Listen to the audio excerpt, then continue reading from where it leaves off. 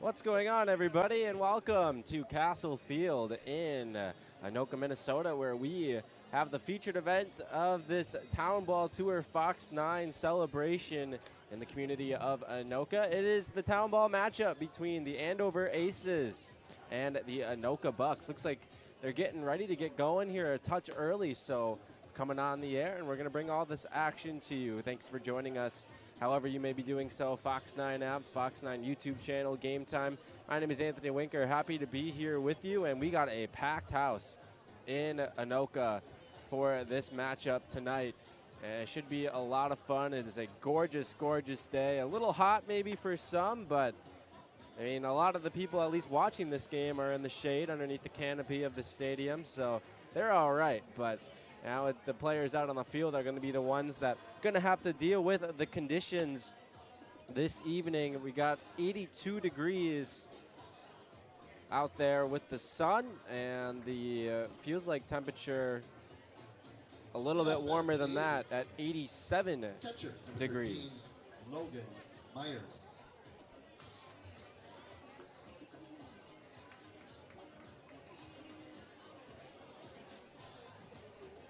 So it'll be the Aces that will be batting first, and stepping in is Tyler Myers, and the first pitch to Myers is taken for strike one as we are officially underway.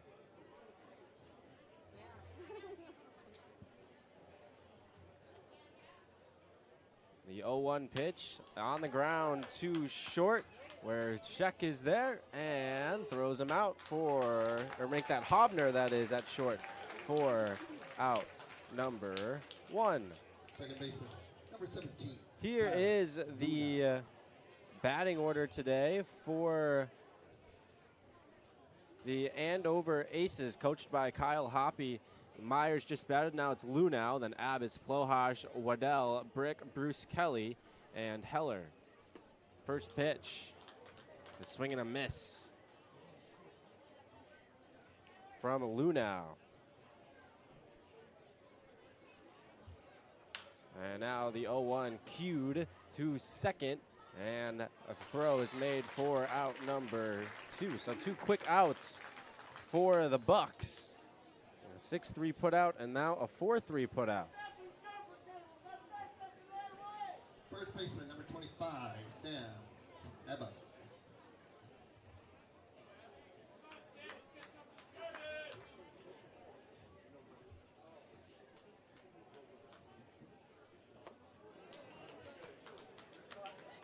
Strike one taken by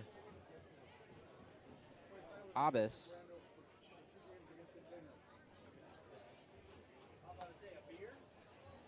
And the first ball of the evening.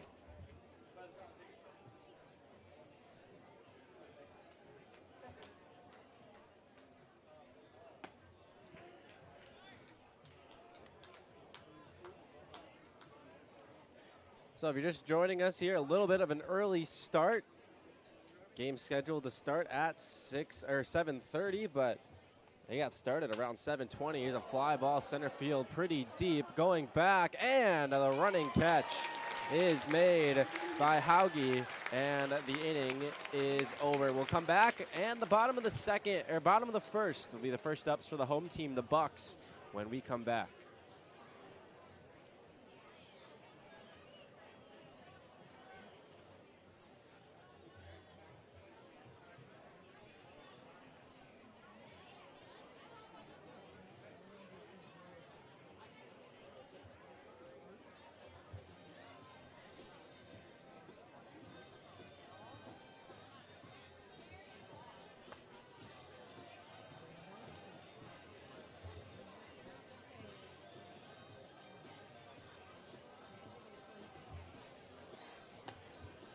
Still selling throw or double balls at the third base dugout.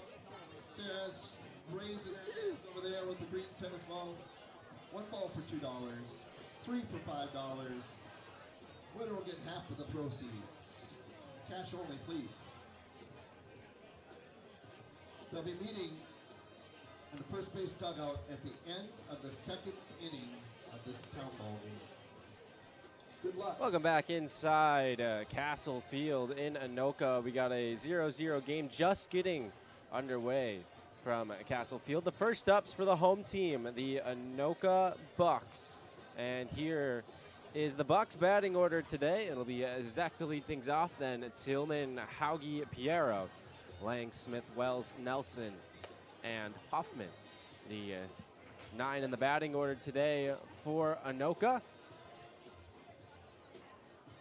And here are the Bucs. Make that the Aces that is in the field tonight. It'll be Plohosh out in left. Heller is in center. Bruce in right. Waddell and at third. Kelly's at short. Lunau second. Abbas at first. The battery Tays and Myers this afternoon for Andover.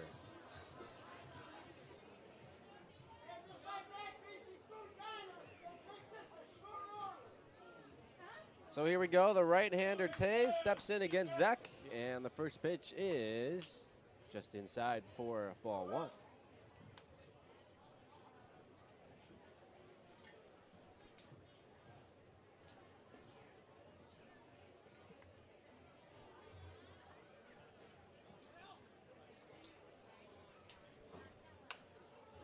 Popped up onto the infield, and an easy catch for out number 1 by Waddell.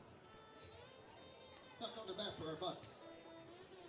Third baseman, number 18, Nate Tillman.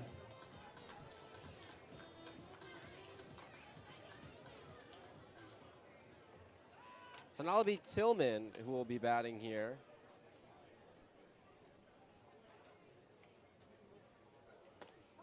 And the first pitch called strike 1.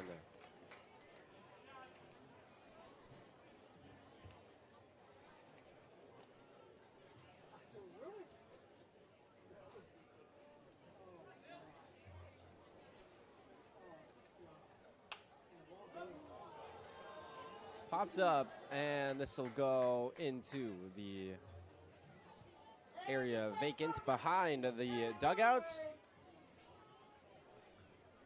That's the Bucs in the shade over there on the first base side of things. Tays, by the way, making his 4th appearance, just his 2nd start of the season, because a record of 0-1 into this contest. And a little bit high, drawing some oohs and ahs from a pretty capacity crowd. Got the stands full. We got people lined up out and down the first base and third base side in lawn chairs, even out in the outfield. Packed house at Castle Field to take this game in on 1 and 2.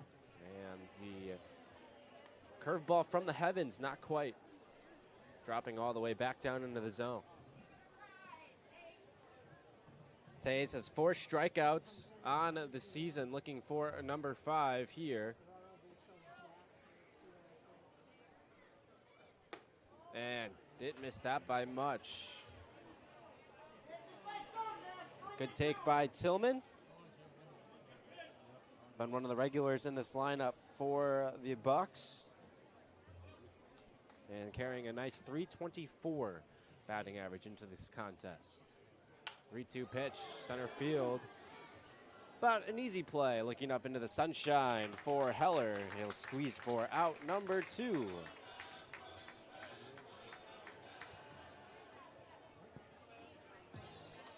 Couple of fly ball outs here for Tays. Center fielder, number 30, Jackson Hauge. And now Jackson Hauge.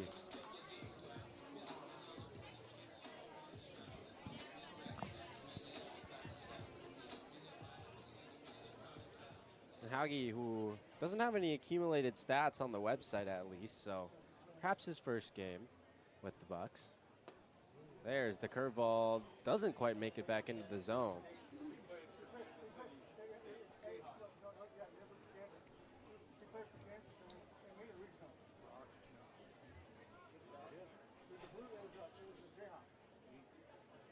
One and 0, and that ball is fouled back.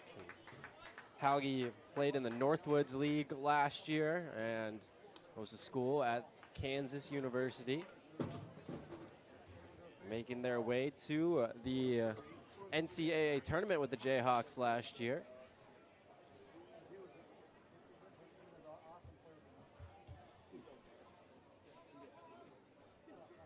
One and one from Tays, and now 2-1.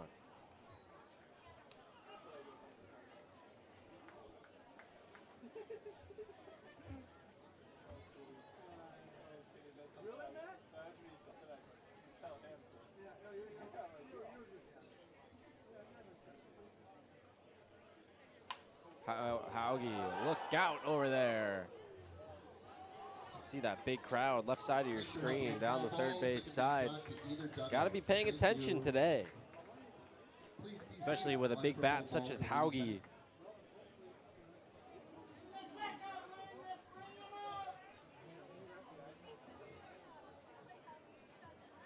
Two and two to the Jayhawk.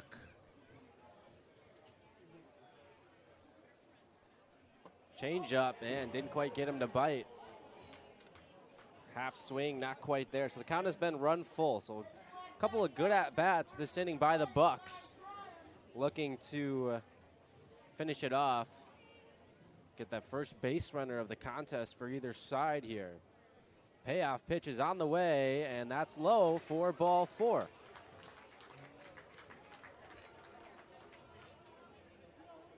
So now Hauge is aboard with a 2-out walk. Logan Piero.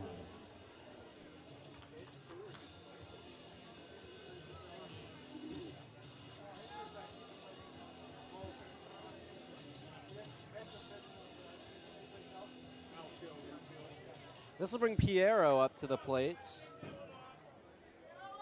for the Bucs.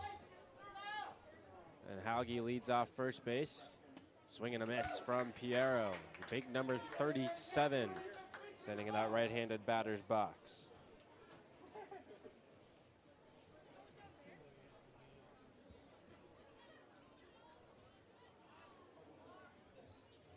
Slide step delivery and a soft liner towards second, and Luna will take the easy way, and the side is retired.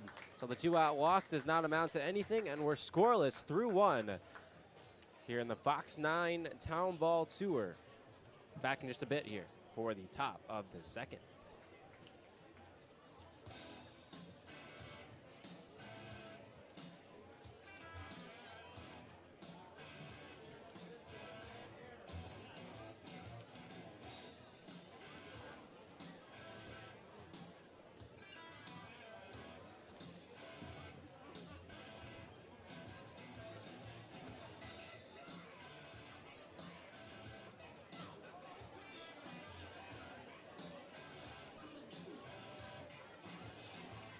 Closing out sales for Throw for Dough.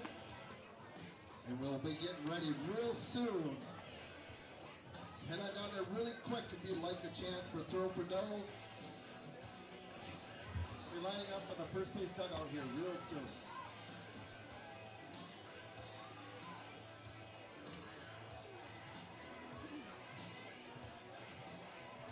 Last of the sales again for Throw for Dough at the third base dugout side. We'll see Sarah. 1 ball for $2 and 3 balls for 5. Half the proceeds will go to the winner.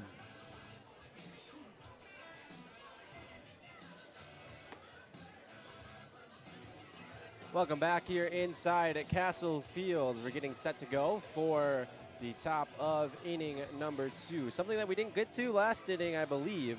We didn't get to the fielders for the Bucs, so here they are. It's Zach out in left, Hauge's in center, Nelson is in right, Tillman, Hobner, Smith, Wells, the infield from left to right, Lang, Hoffman, the battery this evening for the home team, the Anoka Bucs. And a good, clean first inning of work for Lang. And he misses on his first pitch here in the second. A lot of strikes to begin the game, but now he falls behind 2 balls and no strikes to the leadoff batter this inning. Plojas aggressively swinging, perhaps at ball 3. It's a foul ball down the third base side. Plojas, then Waddell and Brick. The 3 due up 4, 5, 6. Middle third of the order for the Andover Aces.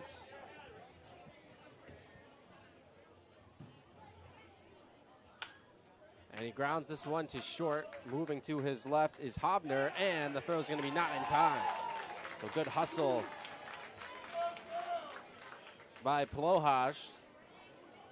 And he is aboard with a leadoff infield single.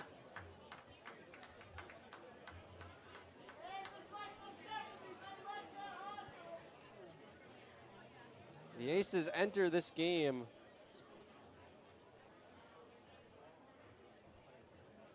pretty solid 9-4-1 overall record on the year.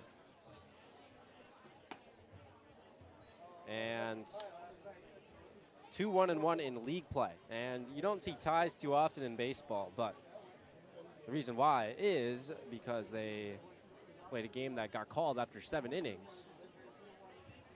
And the score was tied after that. And they could not continue, and that was that.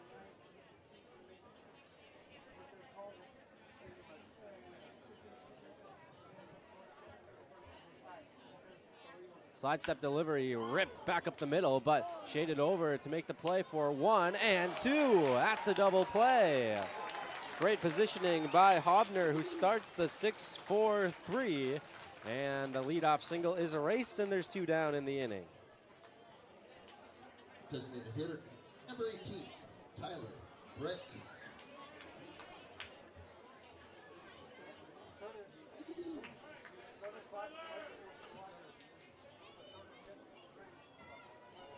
So now it'll be Brick that will bat against Lang, the lefty, and he did go around for strike 1.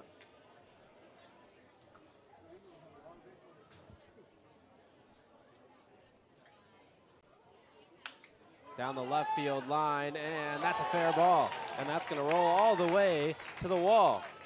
Rounding first and on his way to second is Brick. And the throw finally coming in from the infield, or from the outfield, I should say. So that really is too bad now. You go back to that 6-4-3 double play. And instead of a kind of a threat mounting, it's a little bit less threatening now. Still a touch threatening. Got the runner on second, but there is 2 down in the inning.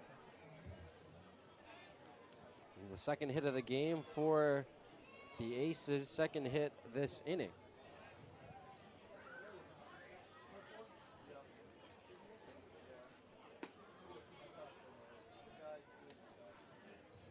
The batter now is Bruce. And that's Benji Bruce out playing right field today for the Aces. And he fouls that one back.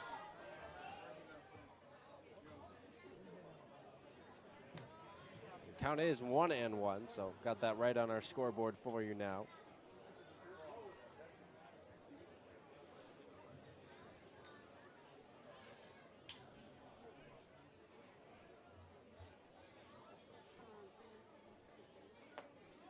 Good stop on the backstop by Hoffman.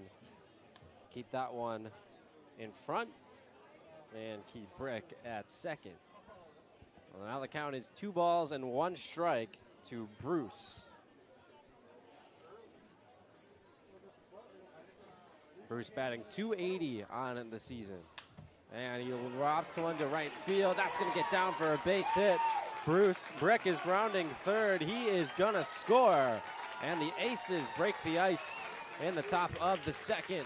1-0 on the RBI single by Benji Bruce.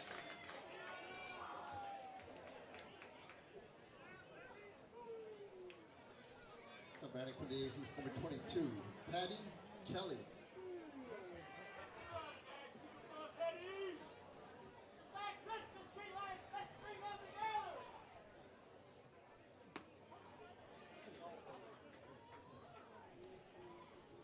Batter now is going to be Patty Kelly with the runner on first. Down 0-1. slide step. See how any aces are going to be brave enough to take off on the bases today with the lefty starter on the mound, especially one that is a quick delivery like Lang does. Way late on that one, headed towards his own dugout. Down 0-2.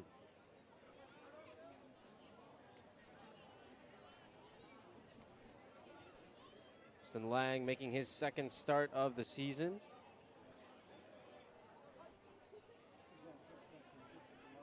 Pretty solid numbers on the year for Lang. But he just missed there. 2-2 now. Runner on first base is Bruce. Another base hit out into right field. Station to station go the Aces just this time. But now that's 3 straight hits. Center fielder, number 88, Teddy Heller.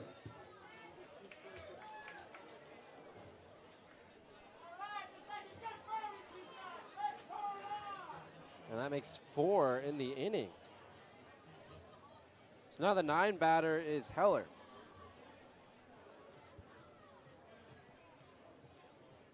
And Teddy Heller taking up high.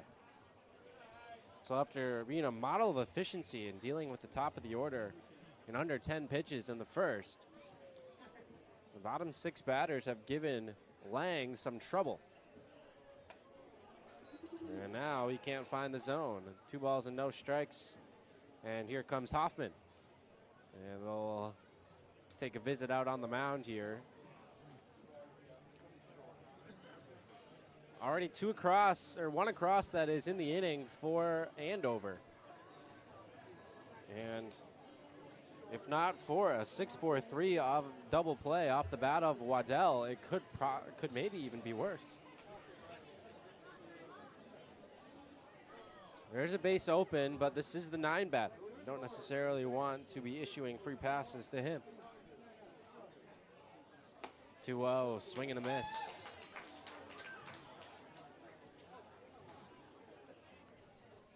You can kind of tell that fastball, it's got a little bit of run on it. Out away from the right-handed batters, out of the lefty's hand. Goes to it again and gets another foul ball. So after the mound visit, coming back with 2 good pitches to get back into this at-bat. Now Deuce is wild out there, 2 balls, 2 strikes. 2 down in the inning, trying to limit the damage to just 1.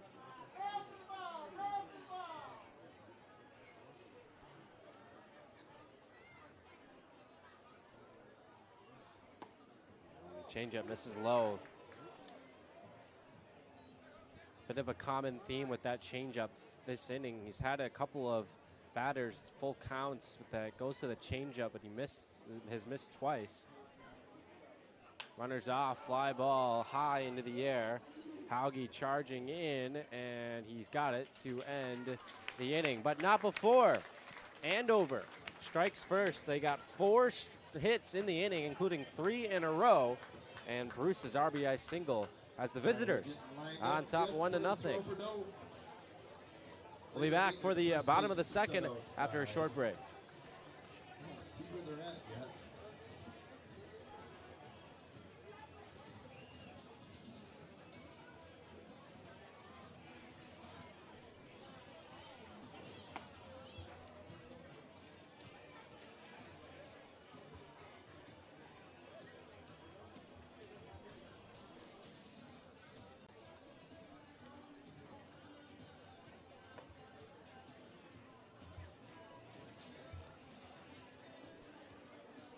That'll be the end of this inning. They'll be going to throw for double, but start to get ready, everybody.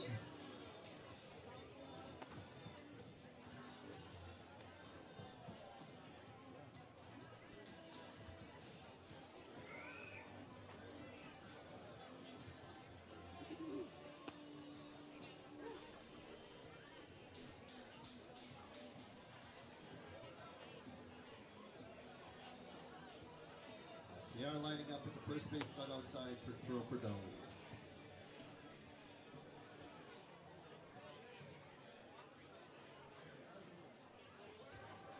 Now batting.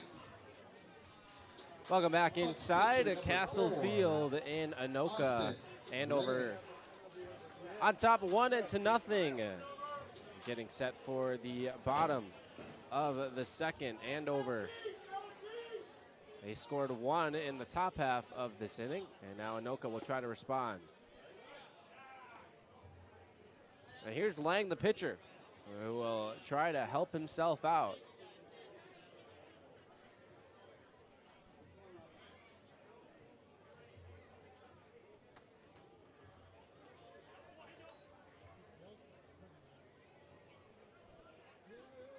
First pitch was a strike. That one was a ball. So the count is 1-1. From Hayes, here it comes. And that one is in there as well. So now Lang, as the bat hasn't left his shoulder yet, is going to have to swing at anything close now.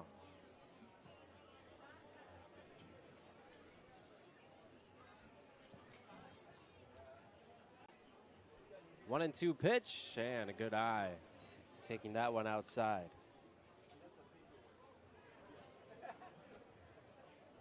It'll be Lang, Smith, and then Wells batting this inning for Anoka. 2-2 pitch, and that's softly flared to the right side. And Abbas is there to squeeze it for out number 1.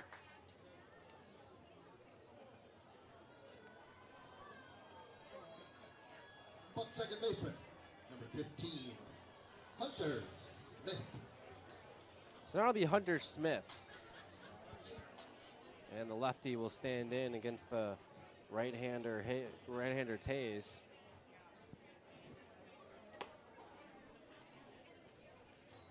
First pitch delivered in there for a strike to Smith.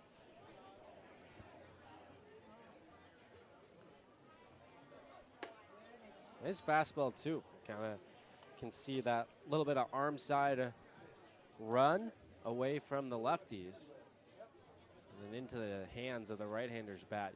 Probably where that's the more effective pitch to that side of the plate.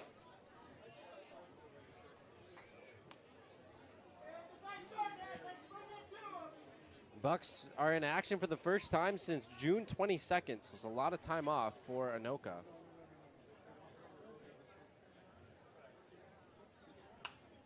Big pop-up. And lands on the roof. Probably hear that one. Welcome to Castle Field.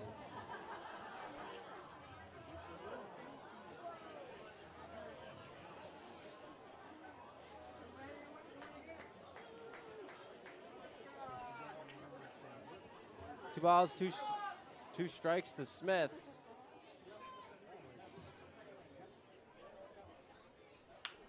Back to the pitcher, and Tays. Little underhand flip.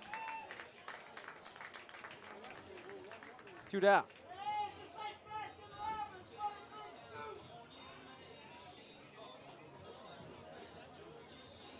I'm ready for the Bucs. First baseman, number 7, J.D. Wells.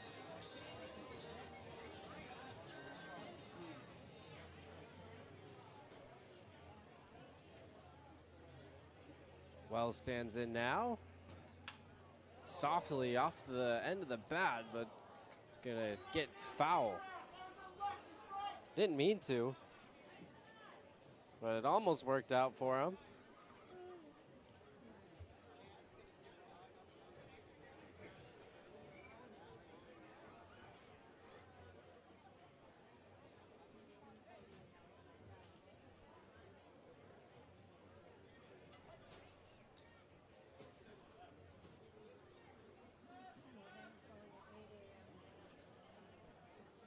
Oh, 1 pitch on the ground, too short.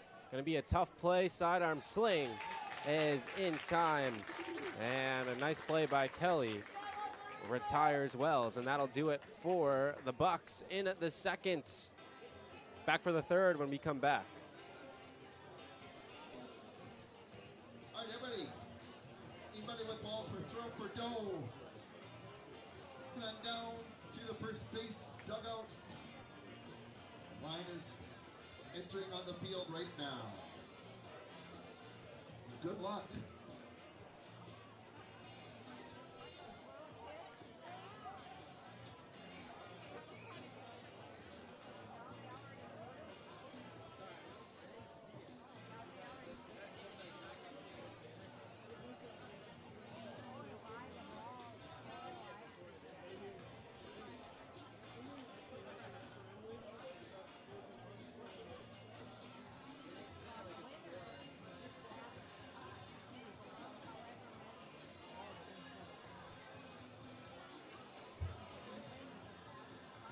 Plenty of entries for throw for dough. Half the proceeds will go to the winner. Once again, good luck to everybody participating.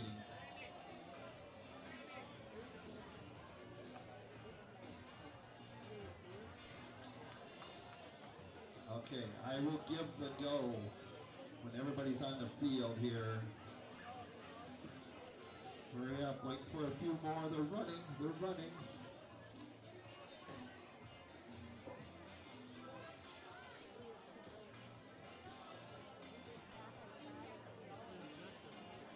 Okay, I will be giving the go. Who's all ready? Everybody ready?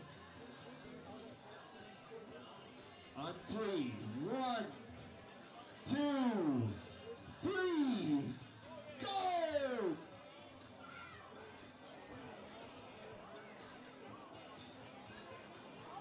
Oh, that's a close one. Here they come. Somebody put it right in there.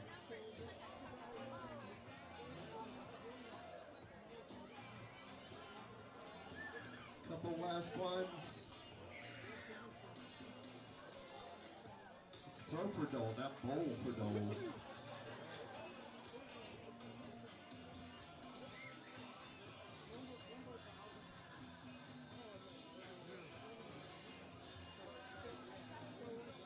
And they're measuring it up now. Good luck to everybody once again.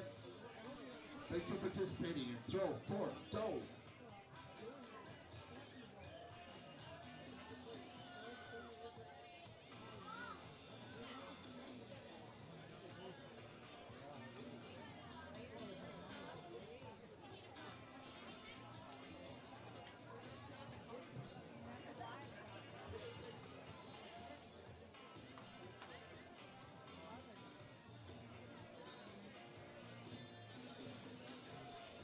Thanks everybody for participating again and throw for dough.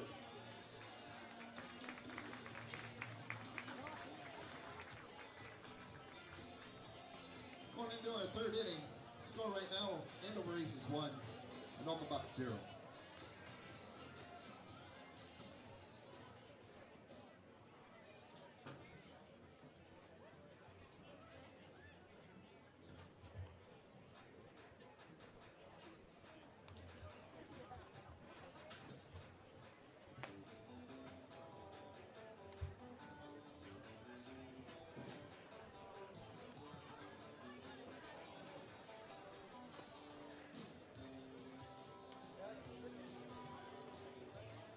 Back here inside at Castle Field.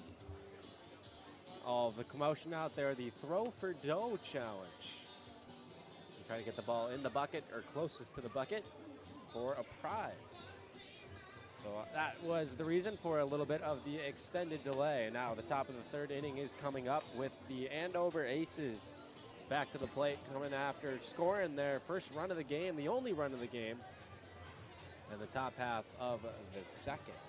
And in just a correction, so the Bucs, they did face off against Elk River on Monday this week. So coming off of a loss. This is the first time now that they have lost back-to-back games All right, we got the all season long. Prior to the game on Monday, they had been 5-0 when coming off of a loss. So that is certainly something to watch out for.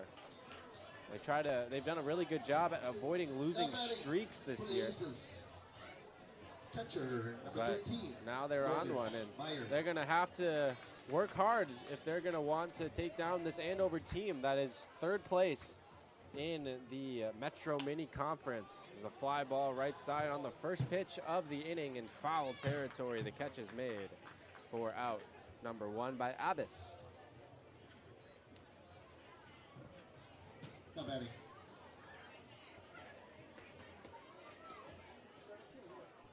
Second baseman number 17, Tyler Luna.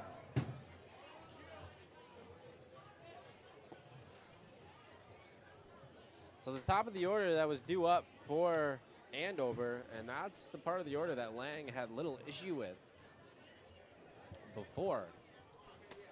An efficient 1-2-3 inning. This is Lunau, who bounced out to second his first time up.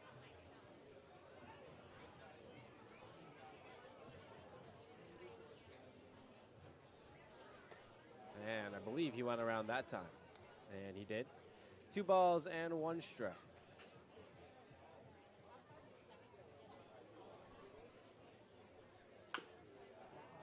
Fouled that one off his foot in the box. That's gotta hurt.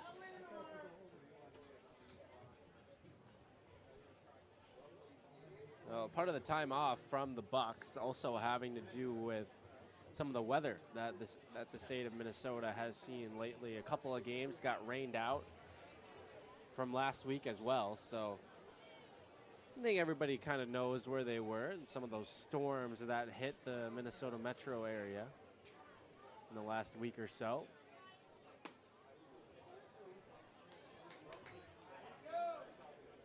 Unfortunately, baseball is a sport where the weather kind of has has an impact about whether or not games get played or not. So after getting 2 strikes, Lang loses Lunau. So that's ball 4 First and baseman, a walk. number 25, Sam Abbas. First walk of the game issued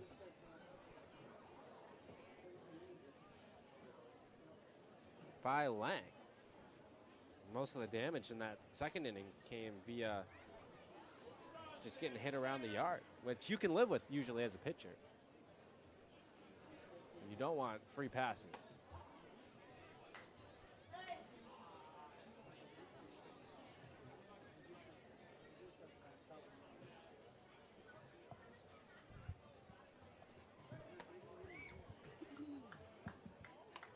Abbas is the batter now.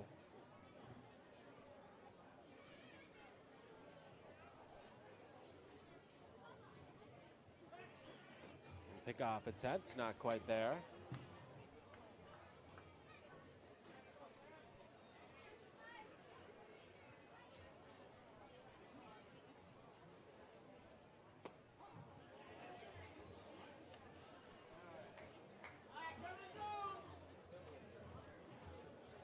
Back ahead of batter is Lang.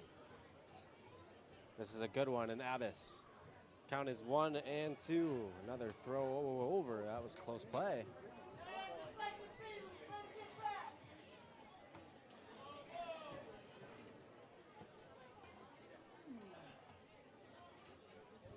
Another 1 and 2 coming up. Man, that misses badly in sack. It's going to get to the backstop. So Lunau will take second base.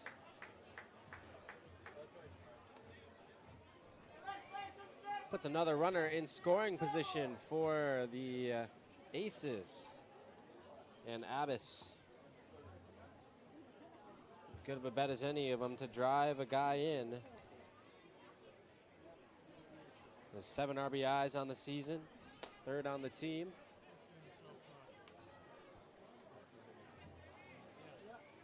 He's going to have to battle here now with a full count, be protecting. He's had a good at-bat so far, though, seeing a lot of pitches. And in fact, he'll earn that walk. Outfielder, number 7, Sam Pujols. So back-to-back walks. That'll kind of mitigate the damage of the wild pitch, but Only so many of these you can afford. And now with one down in the inning, here's Plohaj. The corners come in, wary for the bunt. And Plohaj has been a long-time member of the Aces and owns just about every single offensive career mark. Entering the season, 234 games is a team record, 278 hits, a team record, 65 doubles, 16 triples, 12 home runs, 71 walks, 160 RBIs. All those numbers, the most ever for one person in an Aces career. And that's the batter that Lang has to deal with here, but he is ahead, 1 ball and 2 strikes. Corners are still in for Anoka. Runners on the move. And he was going to make it easily. But luckily for Anoka, that ball was foul.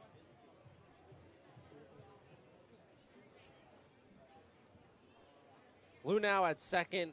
Abbas is at first, both reaching via walk.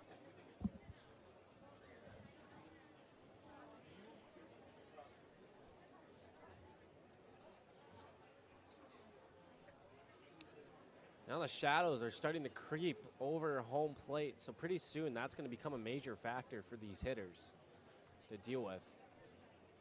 Not quite yet, though, for this at-bat.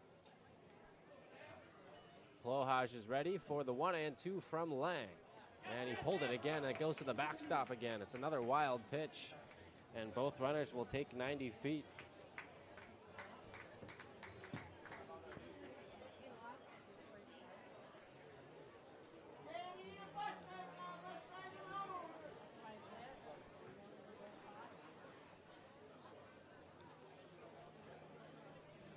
Lang is now really in a jam. Working from the windup now and missing low, so first base is open. And Plohaj did single his first time up. And Lang working quickly, delivers and gets that big strikeout. Strike 3 swinging to get out number 2. Baseman, number 2, Carson Waddell. Now it'll be Waddell.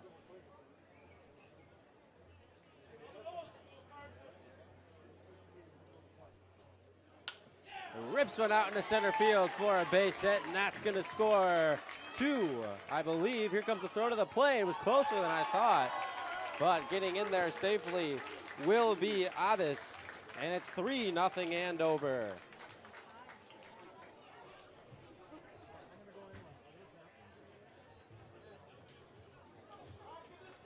Designated hitter, number 18, Tyler Brick. So that's a good way to make up for grounding out into a pretty killer double play last inning. If you're Waddell, you just take one and you hit it hard, but this time he gets it up over the infield and drives in a pair. So now 1 run in the second, 2 here so far in the third for the Aces. Big swing and a miss from Brick. He delivered a big hit last inning, a double to the wall, and he came around to score that run for Andover. And he goes digging away at that pitch in the dirt. So now he's behind 0-2.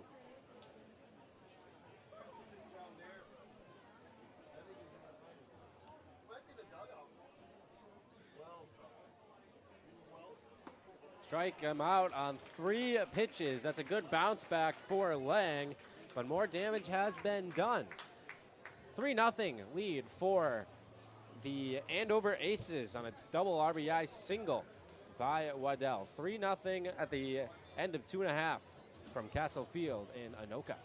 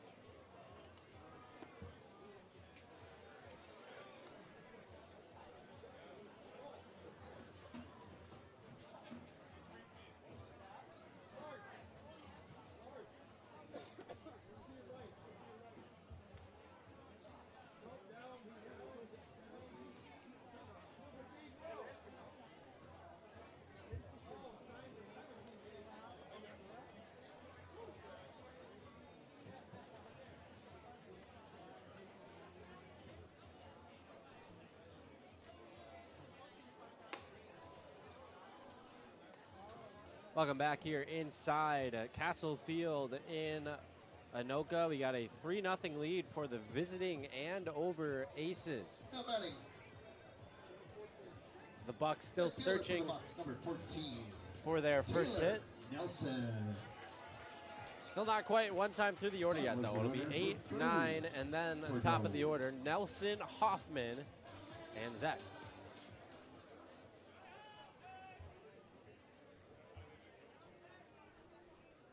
Tays is still out there working, and a swing and a miss at a pitch in the dirt.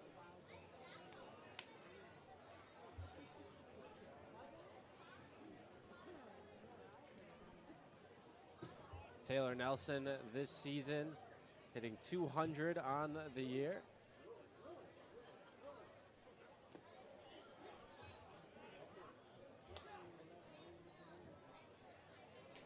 He's got 4 RBIs on the season, 2 walks against 5 strikeouts.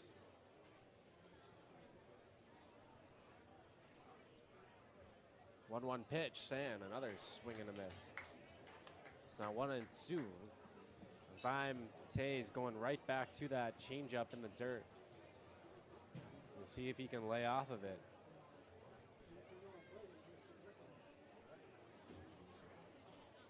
See what the plan is, though, from Tays himself. The 1-2 pitch on the way. It was the changeup in the dirt, but he started it a little too far inside, so.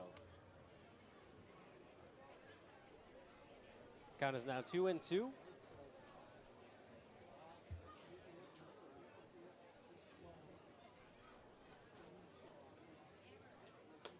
And that misses outside. So the count is full now. 3 balls and 2 strikes.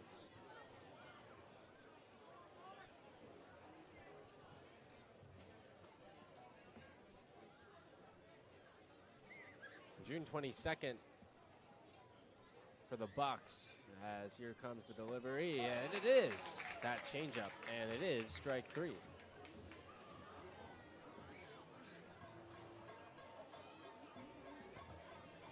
This is the first strikeout of the evening for number 12. Caleb Tays. Garrett Hoffman. That 3-game swing for Anoka on June 22nd was that big Hinckley tournament that everybody, one of 2, I believe, that they host. And it was a pretty good weekend for Anoka. They went 2-1 in those games. 3-0 victory over the North St. Paul Snowmen, a 6-0 victory over the Burnsville Bobcats. So run prevention was really good there. And then after that, they ended up falling by a score of 3-2 to the Sauk Rapids Cyclones. And that's the last game with a recorded result on the schedule for the Bucs. They did have a game on Monday. Unofficially a 6-5 defeat. Another painted pitch by Tays there. Brings the count to 1-2. On the 9 batter, Hoffman.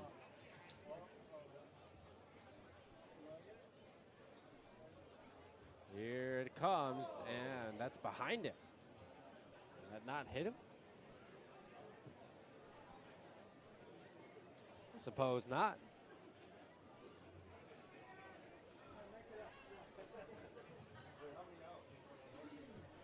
Two balls and 2 strikes to Garrett Hoffman.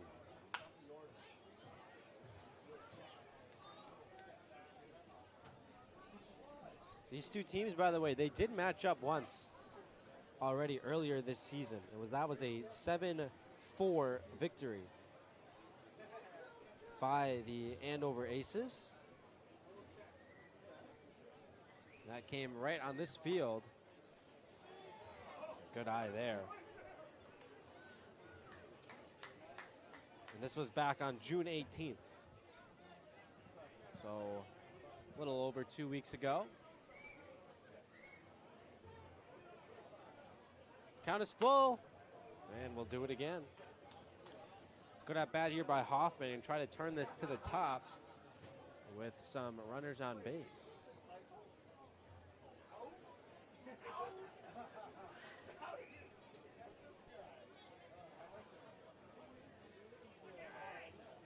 Another 3-2 pitch coming up.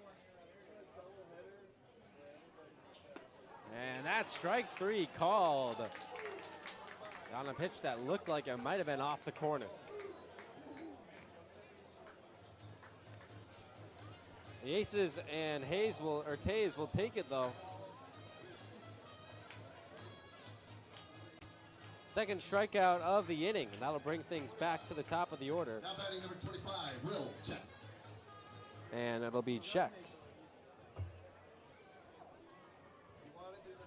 And Check flew out his first time up, didn't leave the infield. Here he hits it sharply on one hop, fielded by Kelly, and the ball gets away. And Check will be safe. So that'll be an error charged to the shortstop, Kelly.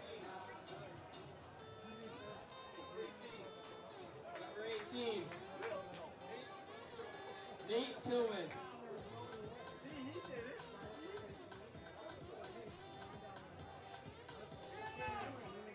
Now here's Tillman, and we'll see if that gives some life to the Bucs.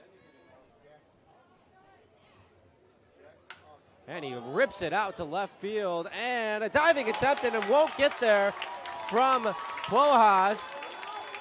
Running all the way around from first and gonna score is Check. So the error looms large and the Bucs are on the board. And the first hit of the game comes at a big time from Tillman. Brings Check home all the way from first base.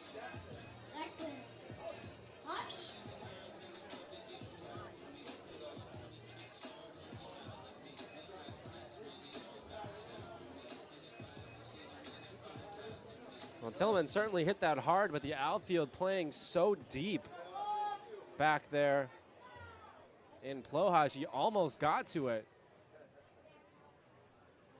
Now look out, Jackson Hauge, as that ball came up near his head.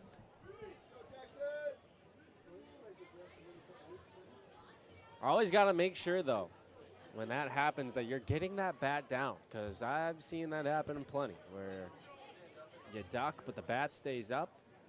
Sometimes that ball even gets in fair territory, and then you're cooked. And the changeup. Boy, that thing's got so much downward movement. It's a good eye from Hauge, who walked his first time up. And it's trending that way here. 2-0. Good hitters count for Hauge. And now it's 3-0. Oh, they called that a strike.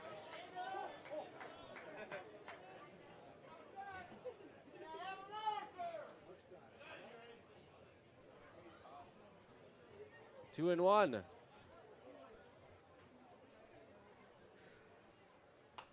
Hauge with a big cut at that one. Brought him to a knee and he fouled it back.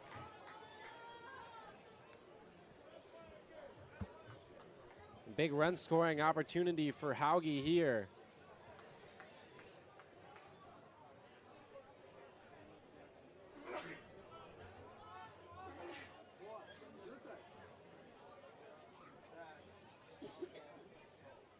Two and two, and Hauge lofts it to the right side of the infield. And Lunau squeezes it, and the inning is over. But the Bucs, they're on the board, taking advantage of an error from Kelly and an RBI double from Tillman. And the Bucs are within 2 through 3.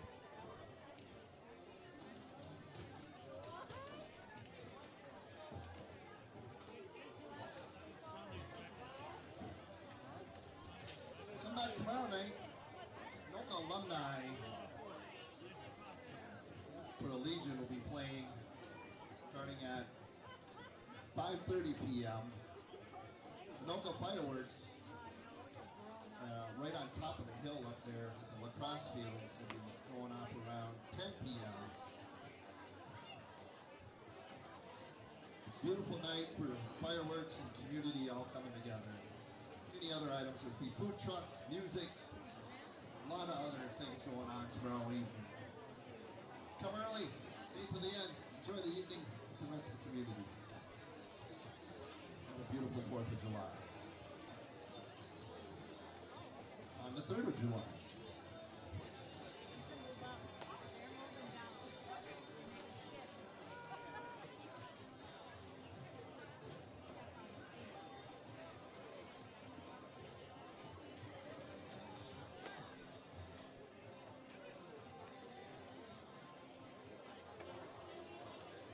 Welcome back inside Castle Field. Bottom third of the order is coming up. Benji Bruce.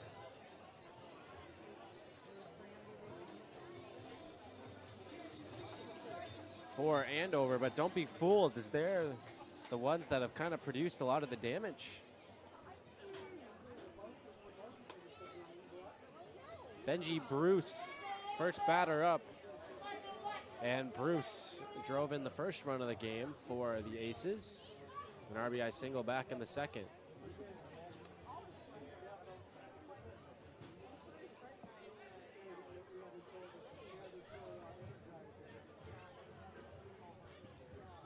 Two balls and no strikes.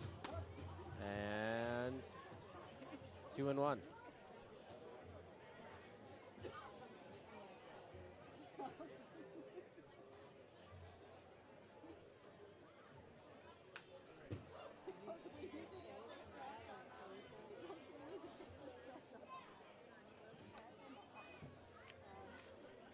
For Bruce, that was just his second RBI of the season.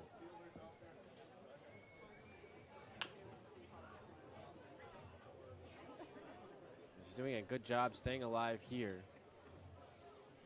Takes pretty good at bats. Walk to strikeout ratio is 1-to-1, also known as 5-5 on his season.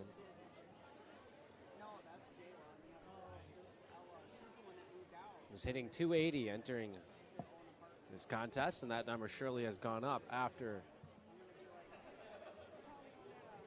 his RBI single.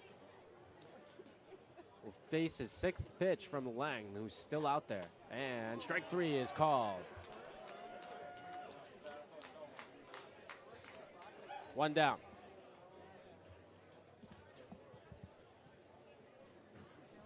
Center fielder.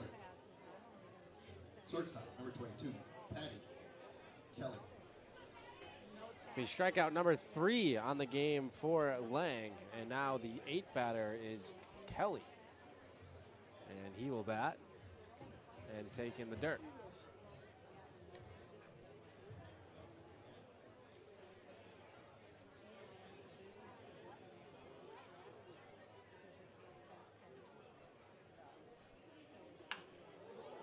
Hit hard out to right field and pretty deep. That's going to land, and that's going to get all the way near the wall. Rounding second, on his way to third is Kelly, and he'll get in there head first with a 1-out triple.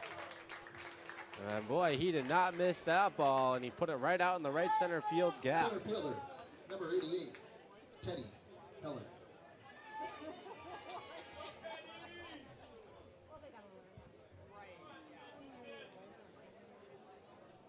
So he's 2 for 2 today with a single and a triple, and now this will bring up Teddy Heller. And the infield does come in for the Bucs. And surely you would not want to be giving up another run. If you're Anoka, you worked so hard to get that run in the bottom of the third, to come right back out and give up another one would be a little demoralizing, you would think, for sure.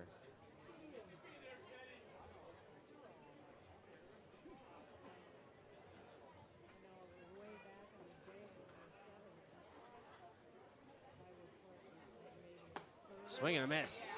And that is a strikeout. There was 2 strikes on the batter that time. So there's 2 down now. Top of the order for the Aces. Catcher, number 13, Logan Myers.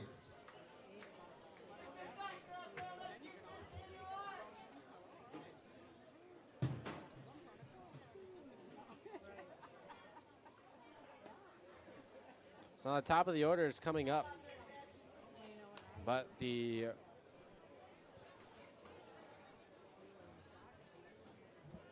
Bucs can play at normal depth on the infield. 1-0 pitch, and now it's 2-0.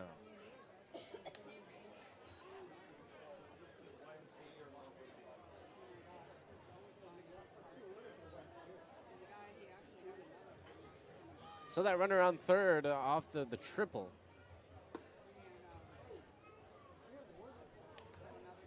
Now it's 3-0.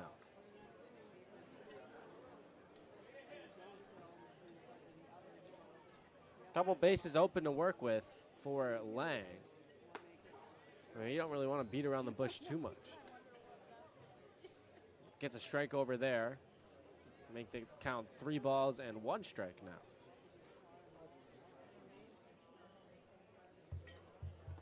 And that one is in the dirt. A nice block by Hoffman. So that'll put runners on first and third. 17, Tyler Luna.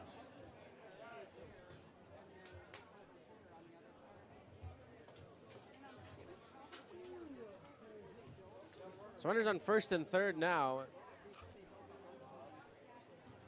And they're going to have a courtesy runner for the catcher.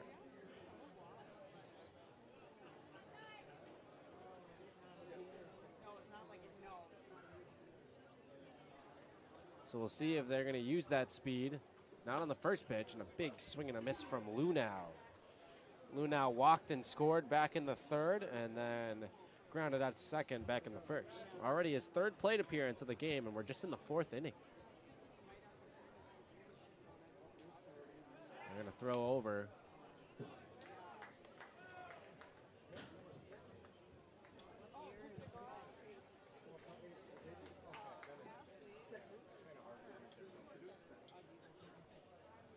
The 0-1 delivery. There goes the runner, and there will be no throw. Number 6, Jackson Knudsen.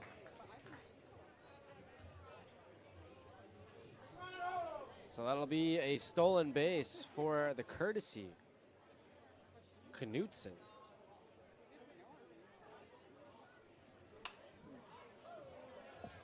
Now there's 2 strikes on Lunau. Count is 1 and 2.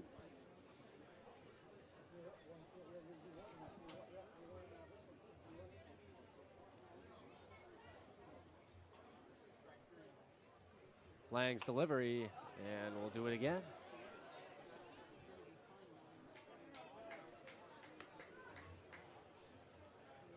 Lunau's putting together a good season. .314 batting average this year, entering play today. Another 1-2 from Lang. He struck him out. And that's a big strikeout and a big 0 to put up on the board for the Bucs. It's still 3-1, and they're coming to bat in the bottom of the 4th when we come back.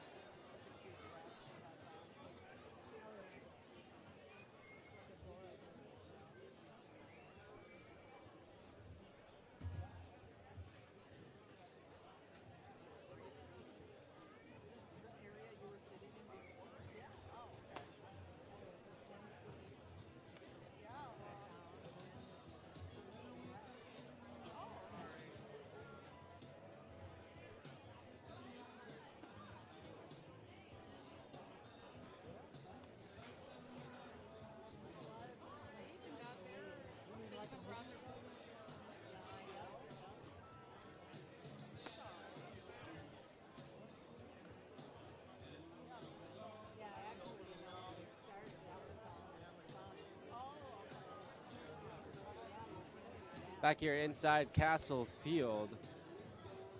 And the Fox 9 Town Ball Tour has made its way to Anoka and the Metro Mini League. And just in case you're curious, here's what the standings look like in the Metro Mini League. The Champlain Park Lowgators, one of the top teams in the Class A division, sit at the top of the conference, and there's Andover in 3rd and Anoka all the way down in 6th.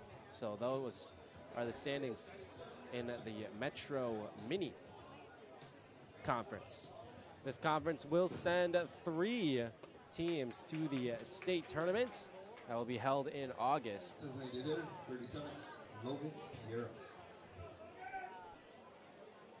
And the Town Ball State Tournament, always a lot of fun.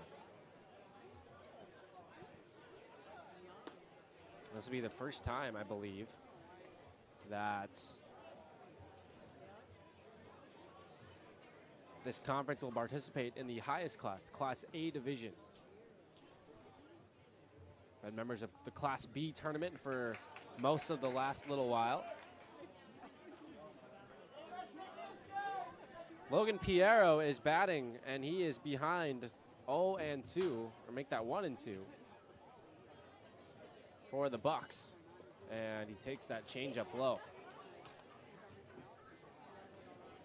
The Metro Mini Conference will hope to have a little bit better luck in the state tournament this year than they did last year. They had 4 teams get in last year. It's Piero in on the hand, stays alive. They had 3 teams get in last year, 4 teams, I should say, get in last year. Centennial, they lost in round 1. The Aces also made the field, but they also lost in round 1. St. Michael, a team that folded after the season last year, but they made the state tournament. They also lost in round 1. And then the Champlain Park Low-Gators, they made the tournament and won 3 games, making it to the semifinals before they lost. So hoping to maybe a few more wins in the tournament for the Metro Mini Conference. Full count now to Piero. Good job by him to work this way back into the at-bat, but he strikes out swinging. Good pitch from Tays for out number 1. Bucs pitcher, number 4, Austin Lane.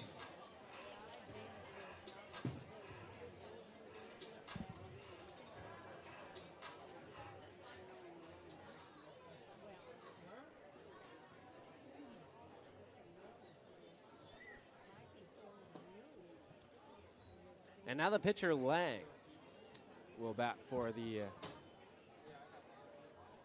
second time.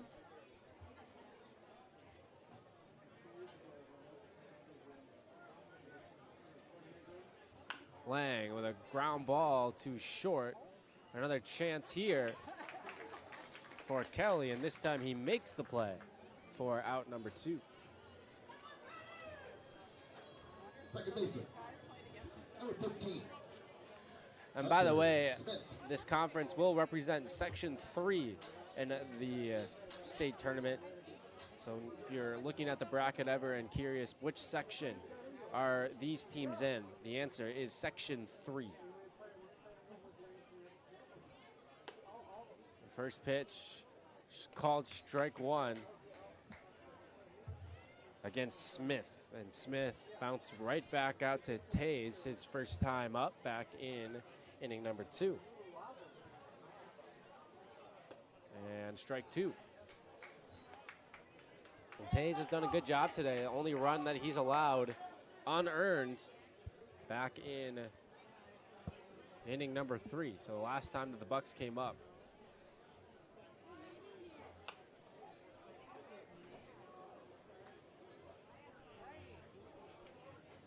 Bucs entering play, benching 6 and 5 on the really, really good rebounding after losses. But I mean, that kind of shows just the topsy-turvy parts of their season. There's another strikeout by Tays. And that one, he had him fishing. So good inning by Tays, picking up 2 strikeouts. And we're through 4 from Castle Field, and Andover in control. On top, 3-1.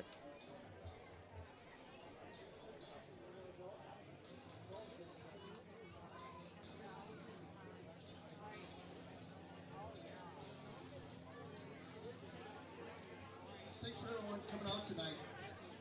Don't forget, this is going on all summer, all the town ball games.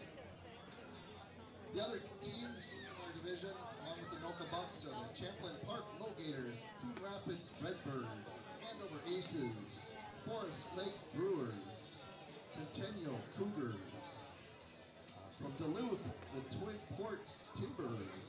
And from Shoreview, the Stump Grinders. Go online and just put in Metro Mini to find all the teams and their schedules and a lot of other information about the players, and records, and everything else. MetroMini.com.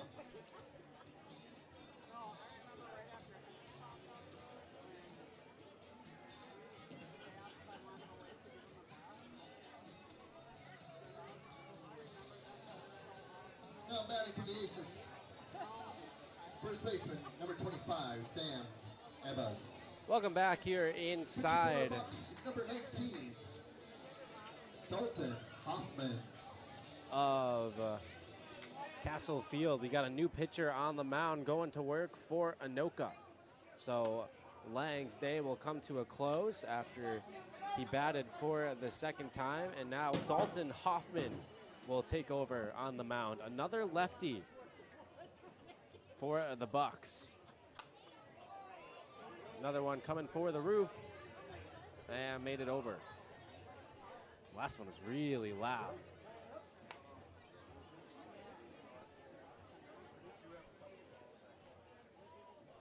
Six hits on the day for Andover, just one for the Bucs. Scoreboard kind of reflects that. This will be a tough play. Rolling on the infield, bare hand throw. That's in time. What a fantastic play by Tillman. There you go, Nate.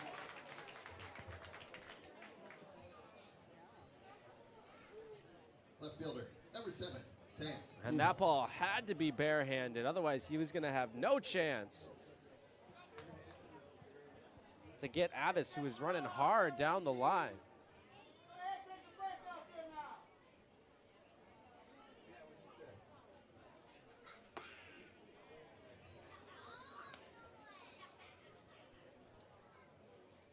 Plohaj bats now, 1 for 2 on the day with a single and a strikeout, and now a foul out. And now he's 1 for 3, and there's 2 down in the inning.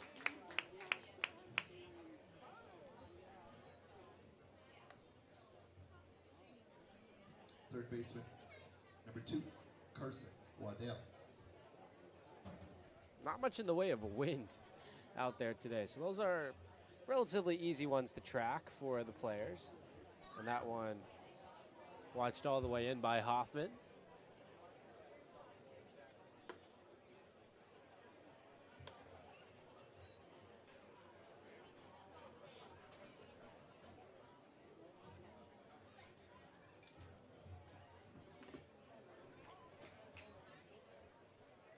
Foul ball.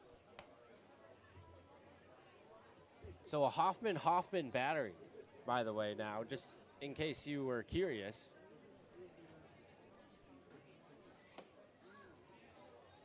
So that's Dalton Hoffman, number 19 for the Bucs on the mound.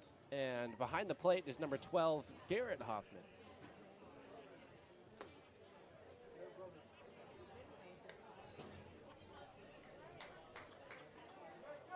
So these guys were certainly familiar with this.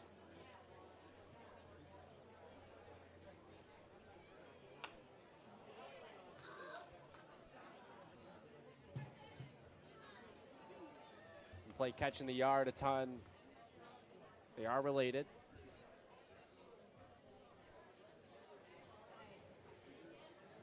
So has to be fun playing.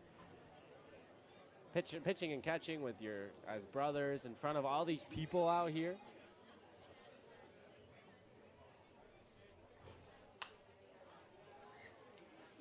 And there certainly is a lot of them.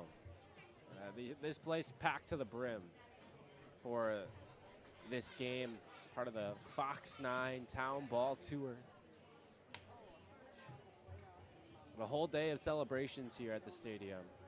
A lot of baseball being played.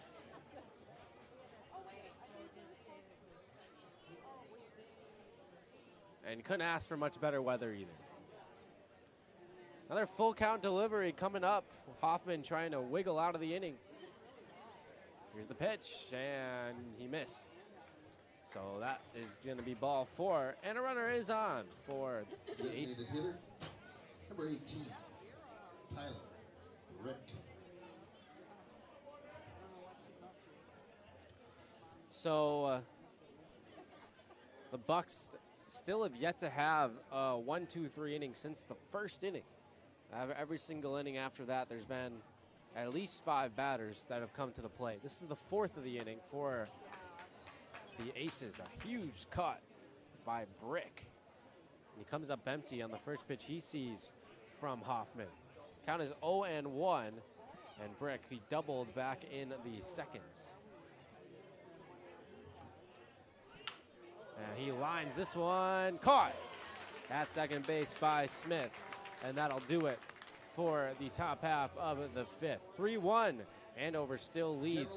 Bucs coming back to the plate, trying to cut more into this lead when we come back. Supporters we have for Castlefield Association.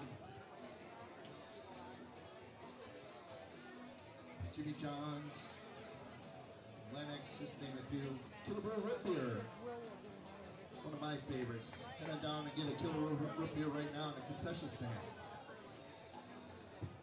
Many other items down there. Go check it out.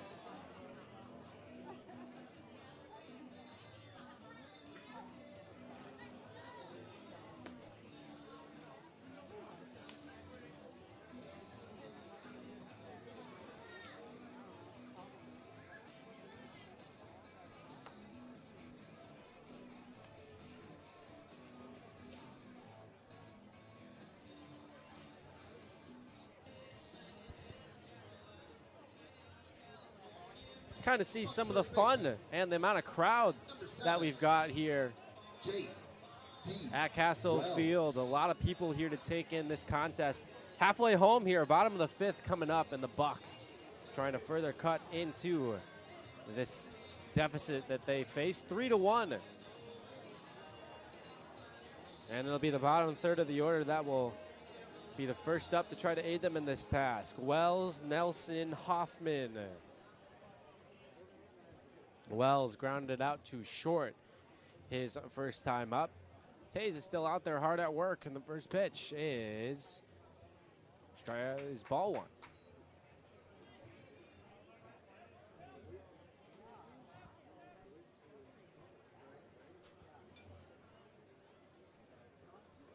One-0 pitch, swing and a miss.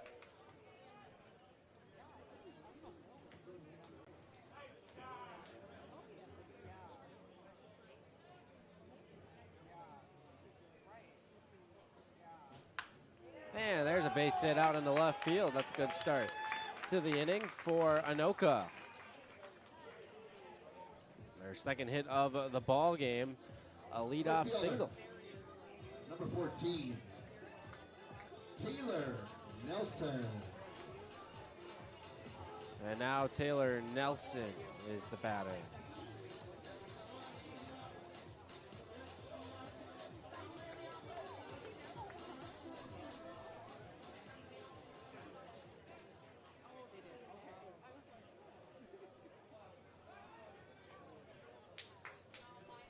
Runner at first base, number 6, Jordan Saborova. Andover, they played twice their last time out, and that was yesterday, so not a lot of time off for the Aces. Played to a 2-1 victory over Centennial, and then that 4-4 tie against Centennial as well. So 2 games against the Cougars. They got them once. Tied the second time. And those games, of course, came right here. So they've been here for a little while, enjoying all that Anoka has to offer.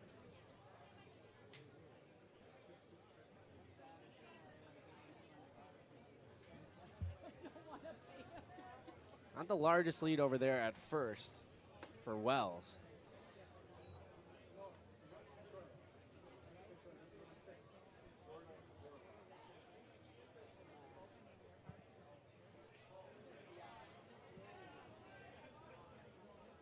Count is 1-1, and now it's 1-2 after that foul ball.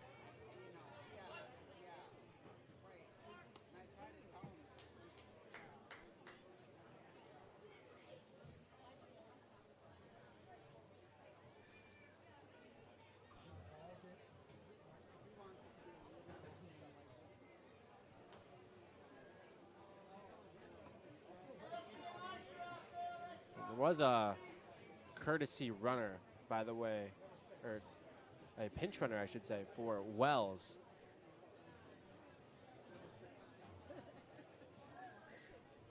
It's Jorda Sivavahong coming in. This ball is grounded down the third base line, and that is foul.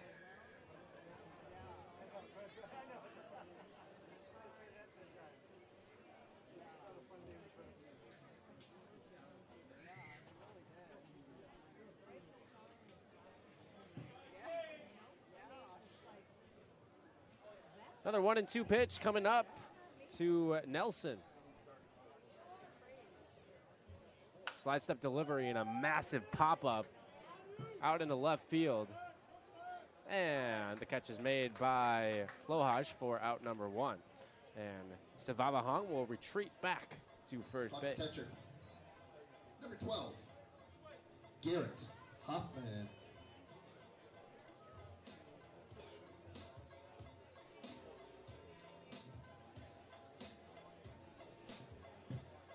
So now the 9-batter Hoffman will try to, at the very least, maybe move the runner over.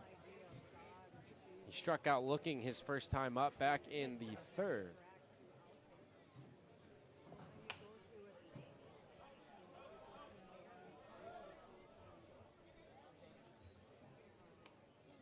Thanks for returning any foul balls to either dugout.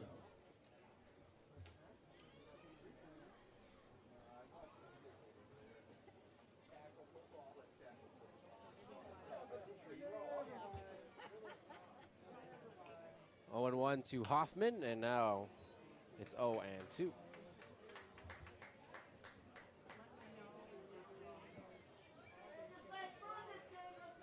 Not the best numbers for Hoffman entering play today. 176 batting average, but pretty respectable 364 on base percentage.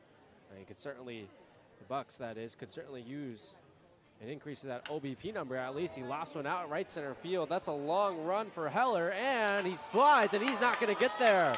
And now everybody's on their horse running, and the ball is going to get over the head of the shortstop.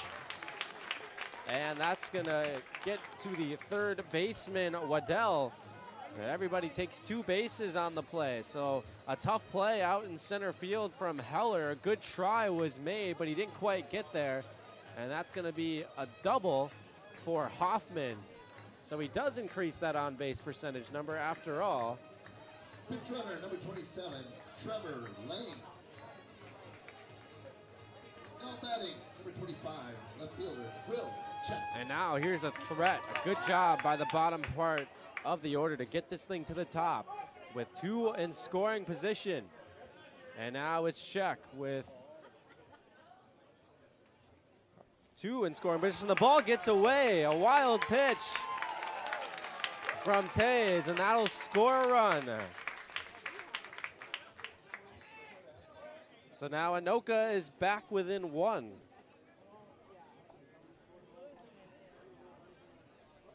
That didn't quite go probably according to plan if you're the Aces.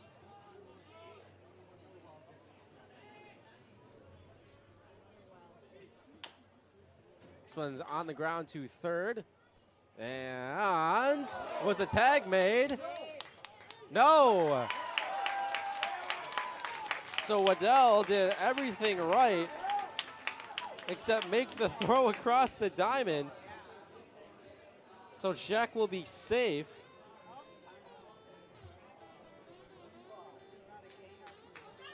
On the second error of the ball game from the Aces. So now some troubles brewing with runners on the corners. And still just one out in the inning, and the big bats are coming up for the Bucs.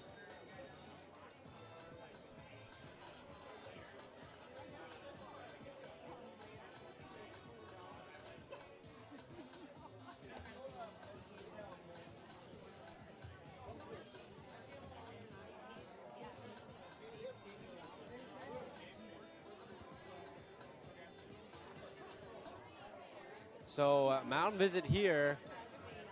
Everybody in the infield coming out to conference. Probably do also want to figure out what are you going to do if Czech decides to run, because that is certainly not out of the question here either. What's the first and third play? As well as how are you going to attack Tillman, who absolutely cranked the double his last time up. Czech doesn't run on the first pitch.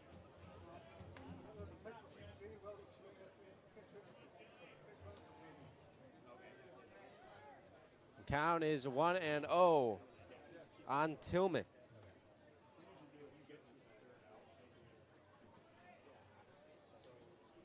Delivers, and this is off the third baseman, Waddell, and that's going to get out into left field, and this game is tied. So that's the third error of the game. Welcome back, Jackson Hoffman. And another costly one from Waddell. Tough inning for the third baseman of the Aces. And now here's Jackson Hauge. Hauge aggressively cuts off the first pitch and fouls it down the line. The runners on first and second now, and a tied game after the error from Waddell. The 0-1 to Hauge is too high.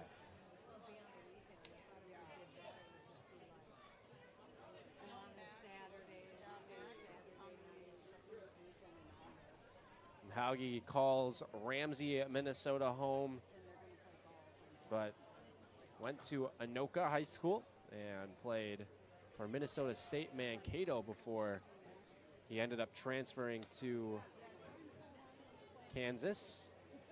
And he was a pretty important player for the Jayhawks. Started 59 games and hit .294, .383, .601 slash.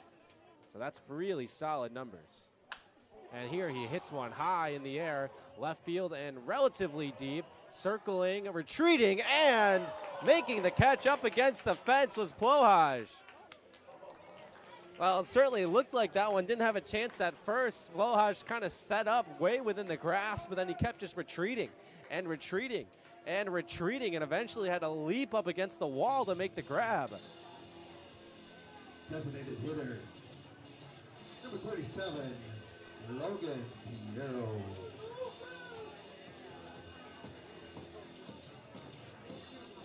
Taking third on the play, by the way, was Czech, alertly on the bases. So now that'll bring Piero out to the plate. And that's a big out to get if you're Andover. That is probably by far the most dangerous bat in this Bucs lineup.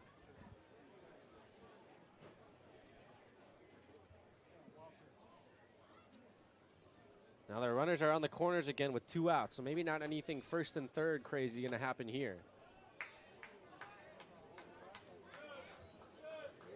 Count is 1-1 now on Piero with a couple of 0 for 2 with a strikeout and grounded out into a fielder's choice back in the first.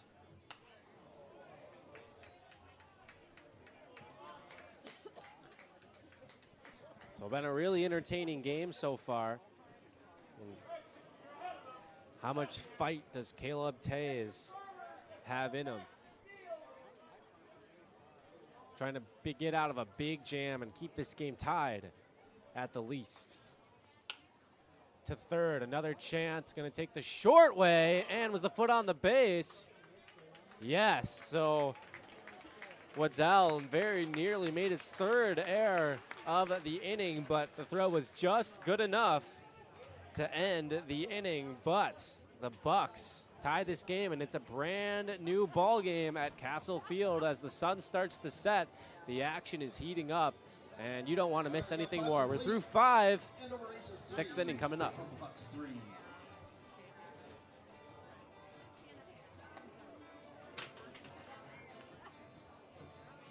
Feel a little cool down. Still have our food trucks out there. Don't forget to check them out. Mancetti's.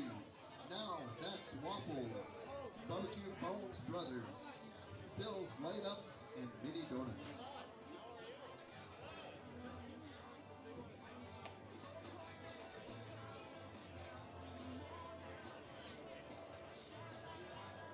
I'd like to thank those food trucks for coming out again today. Come tomorrow again. There'll be plenty of food trucks for the Legion alumni game. There'll be music, other events going on, and the fireworks ending the evening around 10 p.m.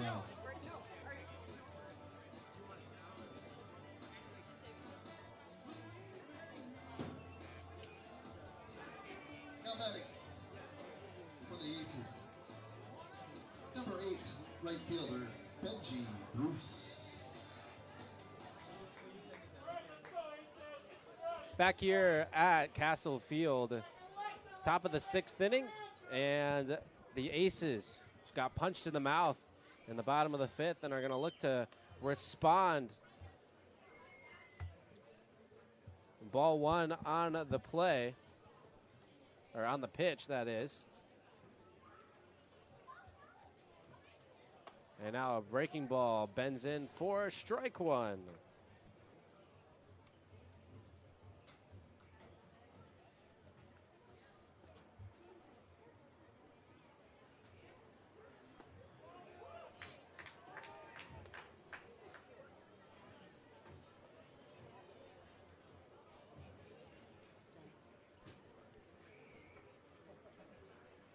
Count is now 1 ball and 2 strikes. And it's a sword, but it works out for Bruce. 7, 8, 9 due up for the Andover Aces. Bruce, Kelly, and then Heller.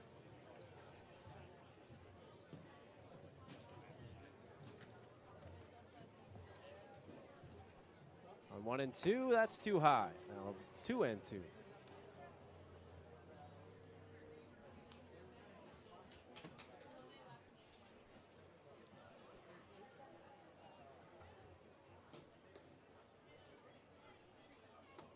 Another breaking ball. That one misses pretty badly.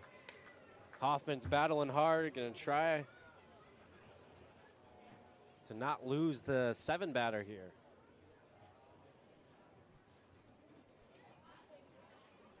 On 3 and 2, the pitch is fouled back.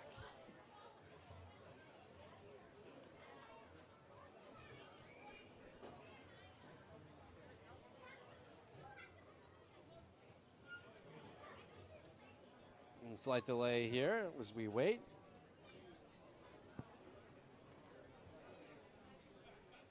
Benji Bruce. 1 for 2 on the day with a single and a strikeout. And in the midst of a good at-bat here, and he pops it up. And that'll be caught by the catcher for out number 1. Now catching is number 2, Caden Black.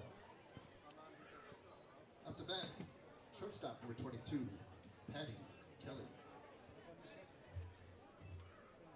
And that is a new catcher out there for Anoka. As the batter now will be Kelly. Strike 1 called. Caden Belisle has come in and taken over the catching duties for Anoka, and he's the one who just made that play.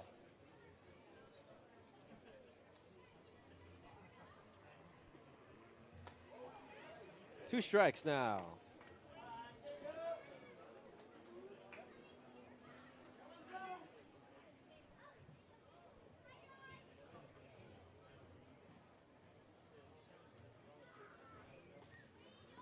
And a wave and a miss. Good pitch from Hoffman for out number 2. Number 88, Teddy Heller. 31, sorry. 31 is Chase Oxbow. So good work by Hoffman so far. Now Teddy Heller is going to come up to the plate. And this ball is lofted. It's going to be a tough play. Can anybody get there? The answer is no. Perfectly dart. It's a dart throw out in between second, center, and right. And that'll be a single. And the inning will continue.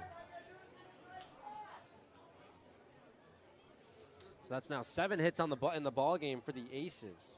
13 batting, Logan Myers. So I bring Myers back up to the plate.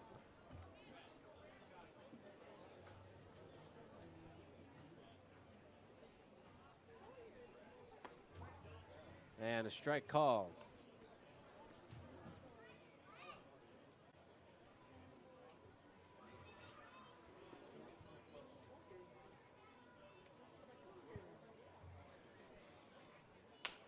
Another breaking ball pounded on the ground too short. Flip to second, and the side is retired. Good work by Hoffman. He worked around the single and is able to put up another 0 on the board, and we're still tied at 3 with the Bucs coming up in the bottom of the 6th when we come back.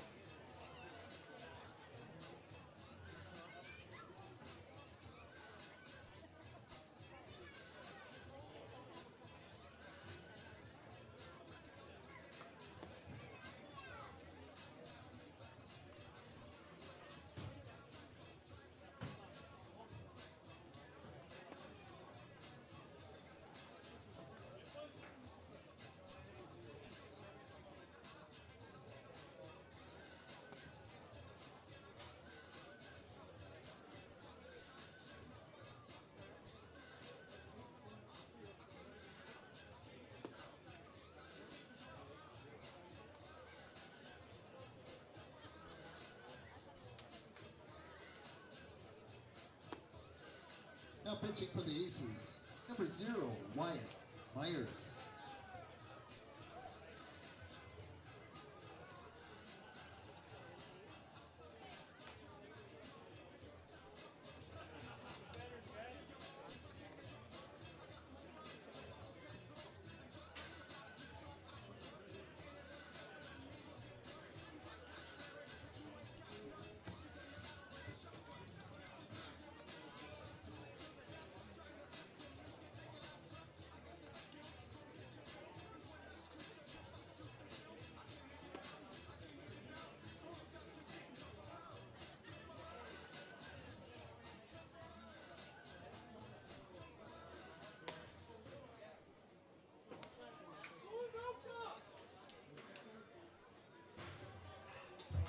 Now batting for our Bucs, first baseman, number 4, Austin Lang.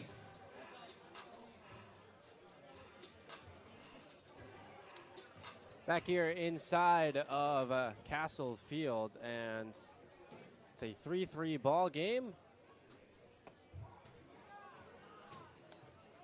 And the Bucs are batting.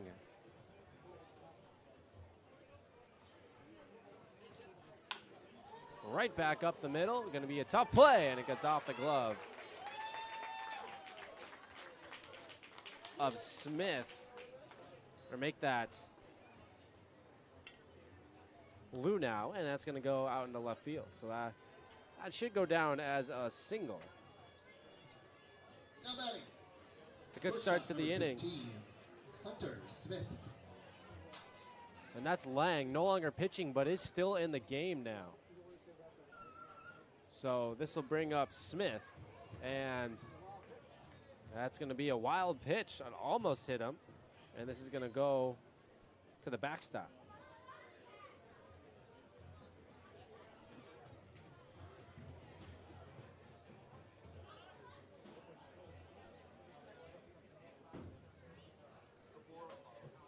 And that one, I think, did hit him, or no. That also goes to the backstop.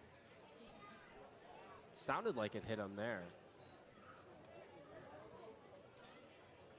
So that's another wild pitch.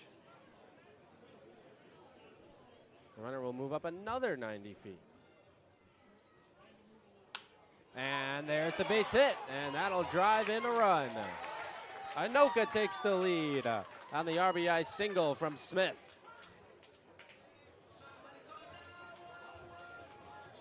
Now coming back for our Bucs. Number 6, the center fielder, Jordan Saborabal.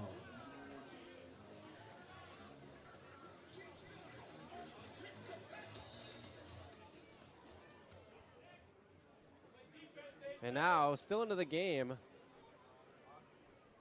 after pinch running back in the previous inning.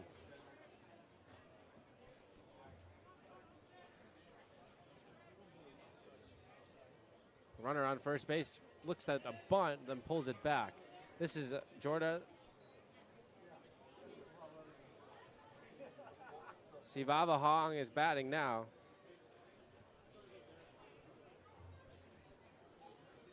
One and one, and now 2-1.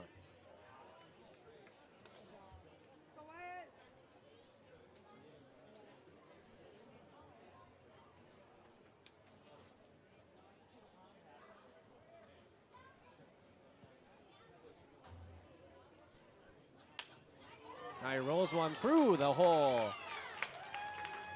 to left field. That's another base hit. So Anoka has discovered the offense.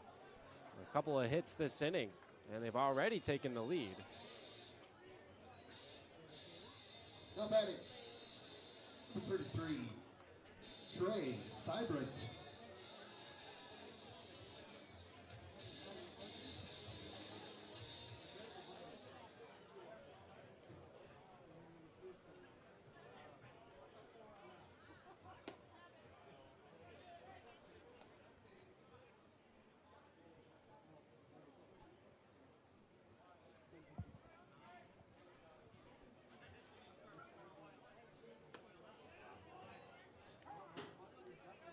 Now a mound visit here, some control issues really plaguing the Aces right now.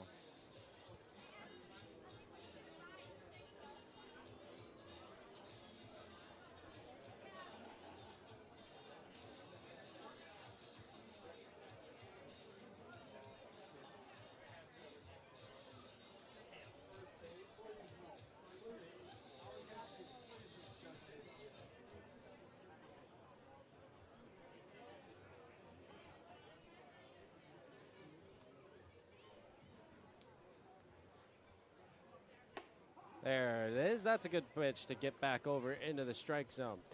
So Savora Hong is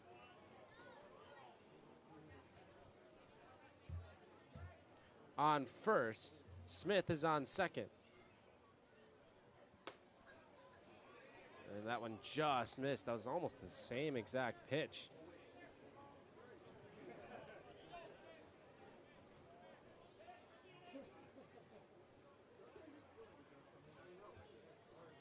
Three-one and popped up. Right side, going to be a tough play if it's in play, and it was. But Abbas could not quite make what would have been a pretty impressive catch.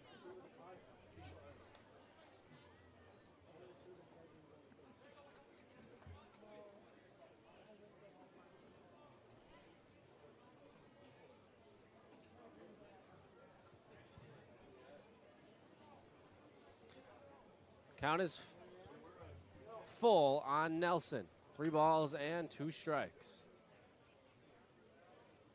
The pitch is ripped right back off the glove of the pitcher. How many can they get? 1 and 2. That's a double play. So just your everyday 1-6-4-3 double play to get the first 2 outs of the inning. And now Smith will take third in the frenzy. But that's big 2 outs to get if you're the Aces. Here's Nelson now. Or check that, make that Hoffman. Belial batting, actually. Got it on the third try. Belial came in to catch last inning, so Hoffman has departed this contest. In his first at-bat of the game. Ahead in the count, 2 balls and no strikes. And now 2-1.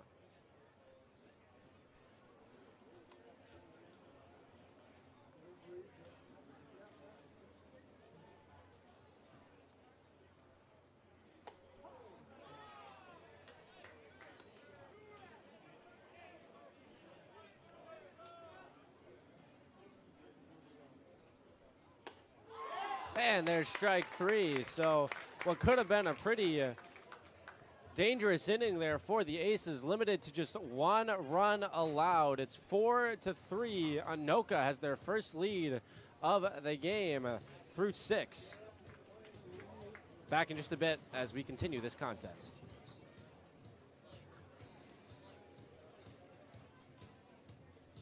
YMCA time.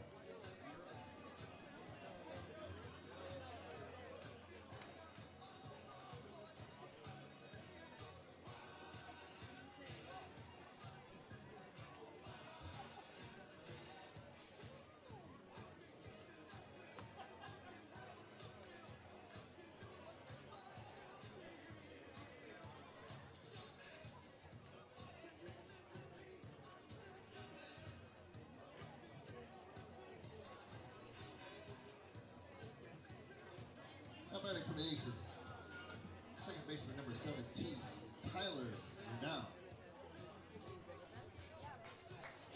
Welcome back inside of Castle Field in Anoka, and the Aces now trailing their first at-bats, or their next at-bats against Hoffman, and they'll get to do so with the heart of the order, 2, 3, and 4, Lunau, Abbas, and Plojas, and a big pop-up onto the infield, and a catch made by Smith for the first out of the inning. Number 25, Sam Abbas.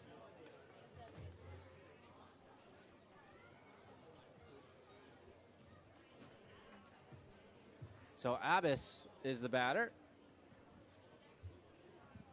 for the Aces now. 1 down in the inning. And this ball's crushed out into left field and deep. Back it goes, deep it goes, and off the wall. It is still in play, and Abbas will jog into second base with a stand-up double.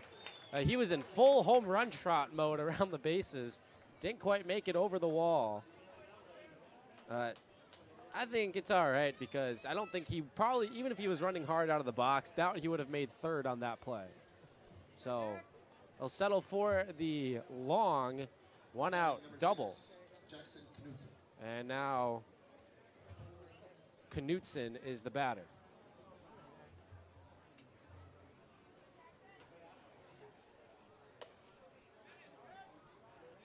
This is in the spot of Plohaj.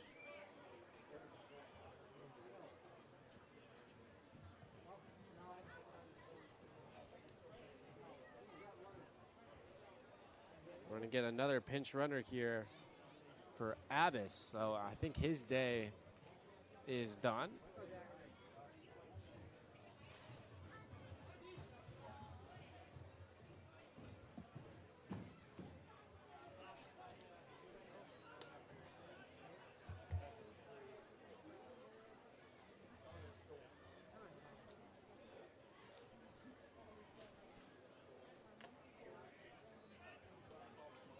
Pinch runner at second. Number 3, Connor Stoic. Stoic will take over and run for Abbas.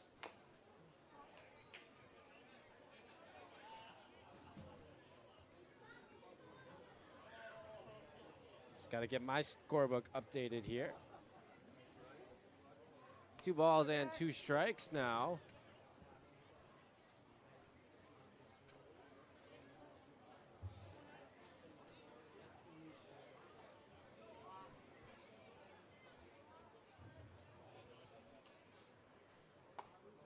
And that one just off the plate. So the count has been run full. Andover trying to get back into this game.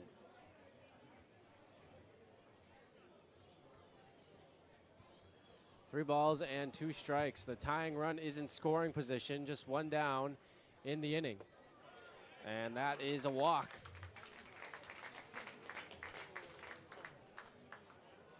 So a walk to Knutson.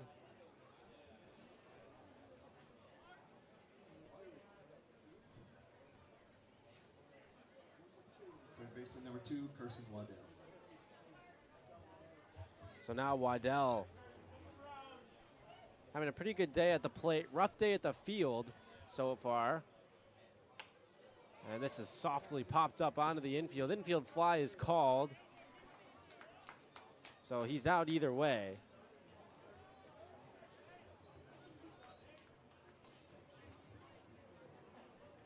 Designated hitter number 18, Tyler Brick. So that's a tough at bat for Waddell. And now it's going to be up to Nate Oslin. a pinch hitter now. Nate Oslin's going to come in.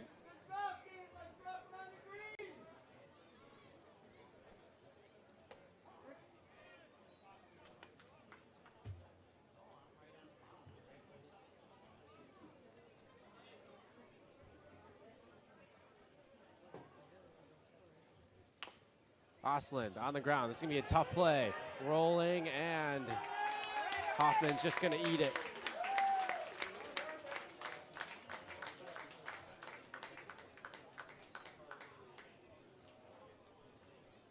Probably a smart play by the Bucs southpaw to not try to throw that ball. 5, Charlie Hora. But there is some trouble a brewing now as the bases are fully juiced.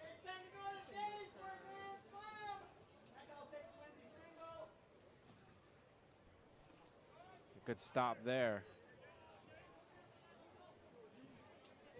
It's another pinch hitter. So both teams kind of starting to get into their benches just a little bit now. This is Charlie Hora batting now.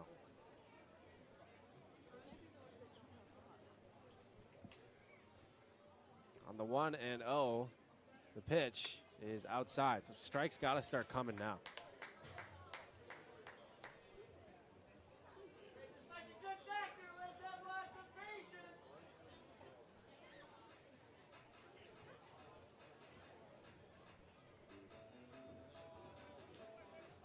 Tillman's coming over to give his pitcher a pep talk here. But I mean, you just gotta get a pitch over the zone here. You can't necessarily be walking a guy in this time. The base is loaded, up by 1. Grooved a fastball right over the middle, and boy, Hora did not miss that by much. Fouled it straight back, 2-1. 4-3 lead for the Bucs, trying to protect it. The bases are loaded for the Aces. 2-1, Hoffman deals. Swung on and fouled back. 2-2 now. It's a big pitch coming up.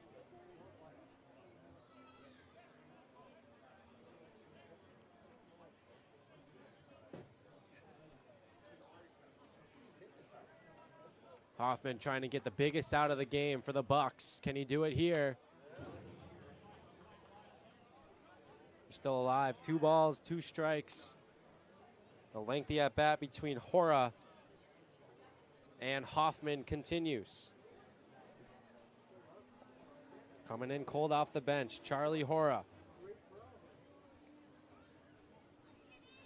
Another 2-2, just missed. So here we go, the ultimate payoff pitch. Bases loaded, 2 outs, 3 balls, 2 strikes. Hoffman, the left-handed pitcher against the lefty Hora. The delivery, and we'll do it again.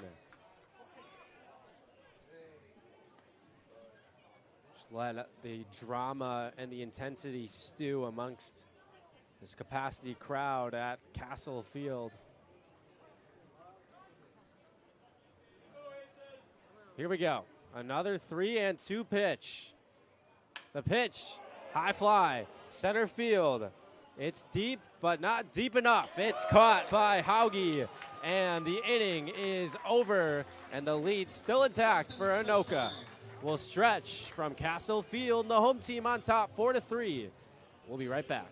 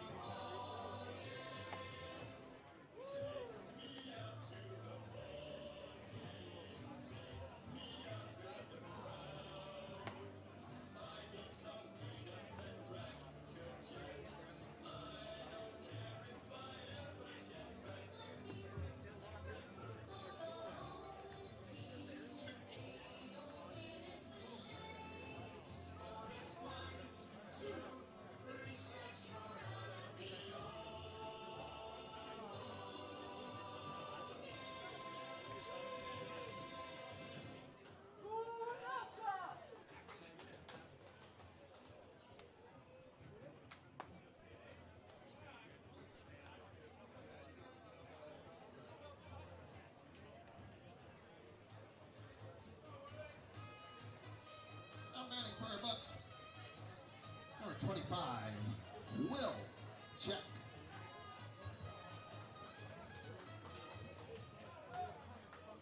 Top of the order is up now for Anoka. As strike one is taken by Check.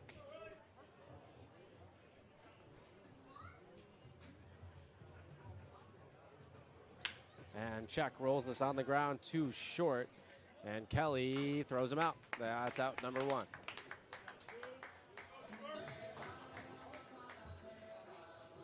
Third baseman for the Bucs, number 18, Nate Tillman.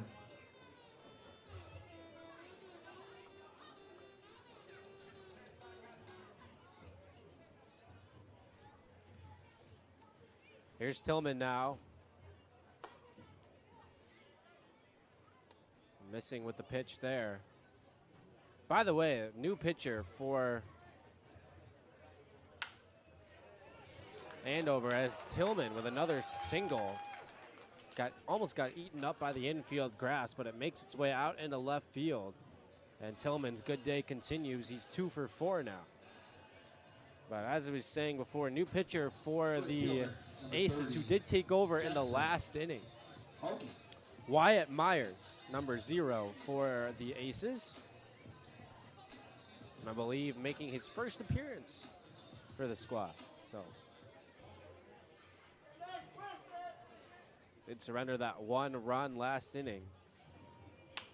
And this is right back to him. How many can they get? Out there, here's the turn, and that's another double play. The Aces have turned 3 of them today, and that allows them to work out of the 7th inning, still trailing by just 1. That was a quick one. We'll be right back for the 8th when we come in just a bit.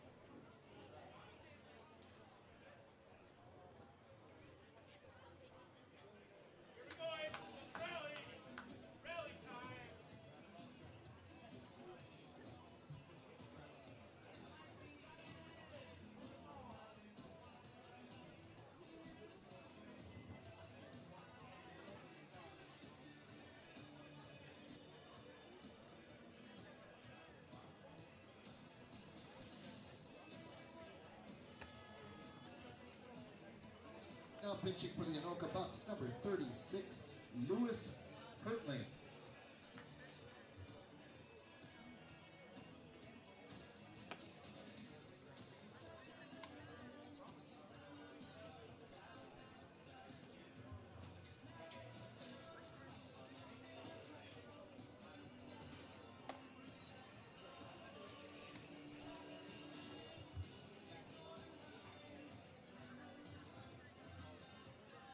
Close to the end of the game, concession stand will close it up soon. Stopping by for some hot eats or cold treats. Also still have the food trucks rolling out in the parking lot. And of course, pumpkin jumping house.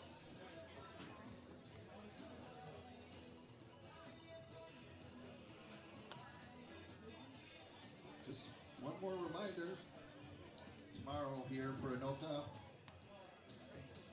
Legion alumni starting at 5:30. Playing a game here. Food trucks, music, and fireworks to follow at about 10 p.m.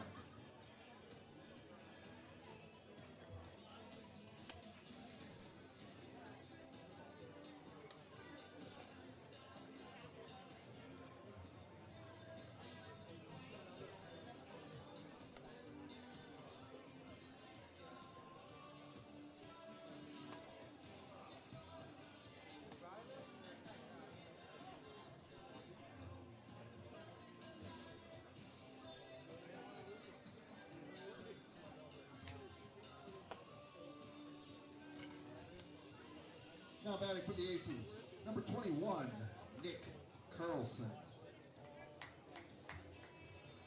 Welcome back inside of Castle Field. And a fun contest here as we go to the top of the 8th. And the hosts, Anoka Bucs, are leading the Andover Aces by a score of 4-3. 6 more outs to play with for the Aces to try to work their way back into this game. 8, 9, and 1 due up. Kelly, Heller, and then Myers. But it would appear there's been a lot of going to the bench today for the Aces, especially lately. And this is, I believe, Nick Carlson, who is batting for Kelly. So another pinch hitter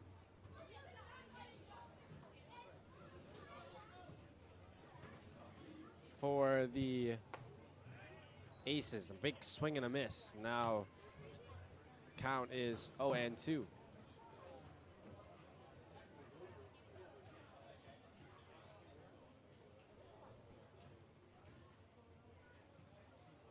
One and two, that is, and now 2-2. Getting back to our caught up on the scoreboard here.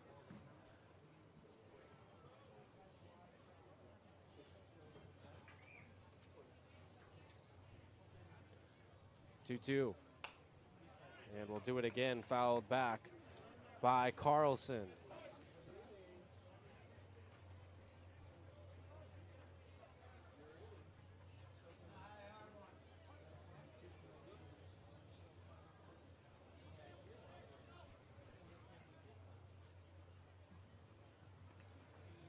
And that ball is going to get away from Belial. But nobody on, so it doesn't really matter. The count is full. By the way, new pitcher is on the mound for Anoka. And that is number 36, Lewis Hertling, who is now on the mound for Anoka. It's probably tasked to try to lock down this game. That's not a good start. That's a walk. And that'll put the 8 batter on.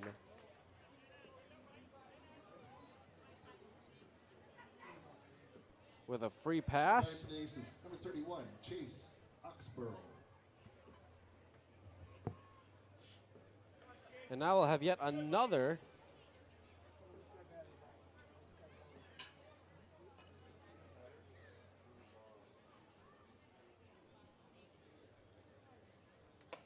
new entry here for Heller.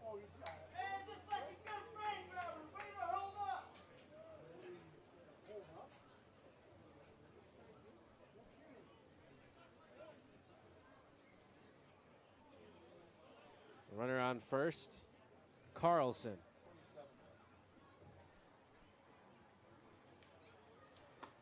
And that is a strike. So count is 1-1.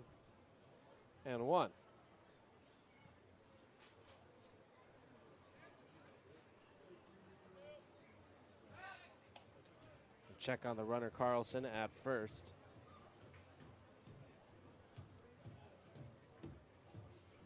So this is Chase Oxborough, who is the batter now for Andover.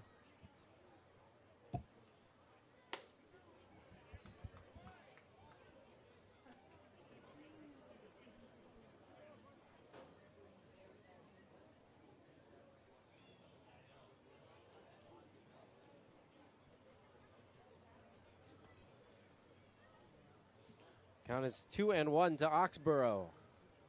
And now it's 3-1.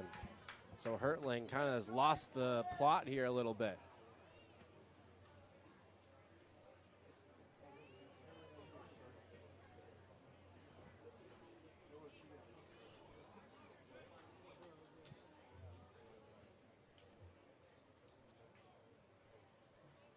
Hertling deals, and that's way too high. And that's 2 straight walks to start the frame. And Andover, with the bat barely leaving the shoulder, has mounted a threat here in the 8th. Now batting for the Aces, number 27, Drew Law. So another new batter is coming up for the Aces. And this is going to be Drew Law.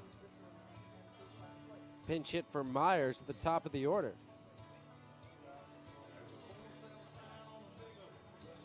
So just a wholesale changes essentially almost top to bottom through the order. For the Aces, getting some different bodies in the mix. As for Law, not a lot of work on the year for him, just his 5th plate appearance of the season, and he struck out in 3 of them. So Hertling has the odds on his side here, but he's got to be able to find the zone. Runners on first and second, nobody out, top of the order at the plate. And first baseman all the way in. That's Lang over there playing first base now. Guarding against the potential bunt.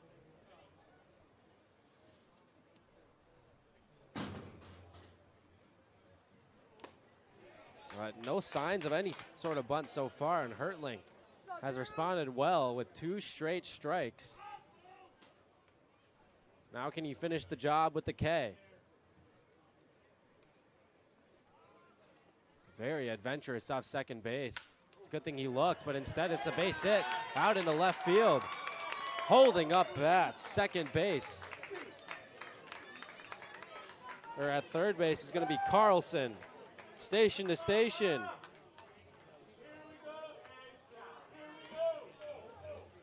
Go the Aces, and they're loaded with nobody out. Batting number 17, Tyler Luna.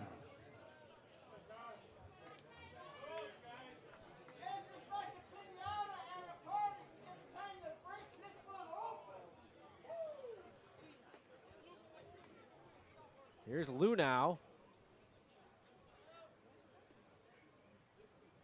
First pitch, and that one nearly went to the backstop.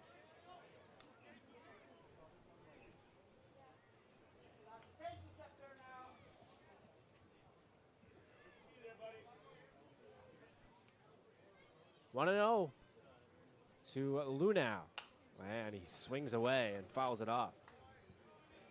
I don't even know if Harry Houdini himself could work his way out of this one with the lead still intact for Anoka. Now it's all about damage control. How can you limit and perhaps keep this game at the least tied? The Bender just missing outside. 2 balls and 1 strike. Lunau, his 5th plate appearance of the game, has yet to record a hit. He's walked and scored once, but other than that, he's 0 for 3. Line, that's going to be caught. And every base runner was alert.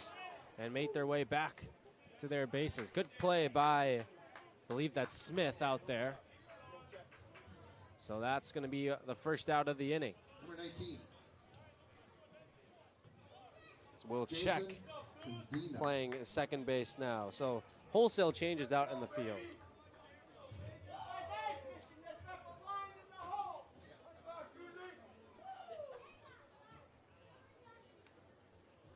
So first out of the inning. And now the middle of the infield has retreated to potentially turn an inning-ending double play. And the corners remain in. The batter for the Aces standing in with an 0-1 count. And now it's 0-2.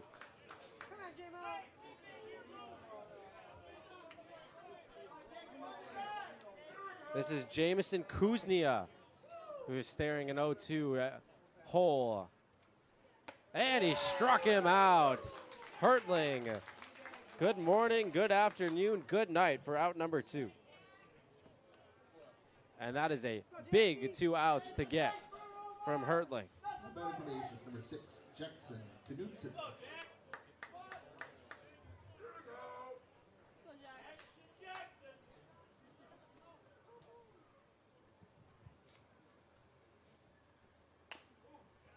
This will bring up Jackson Knudsen. He walked his first time up after entering the game in the 6th. Got a plate appearance in the 7th.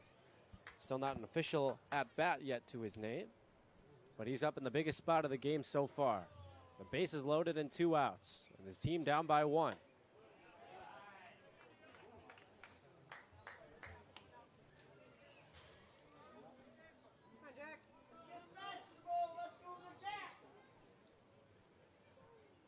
One and 1.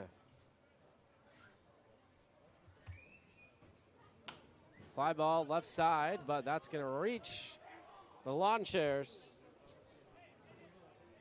down the third base line.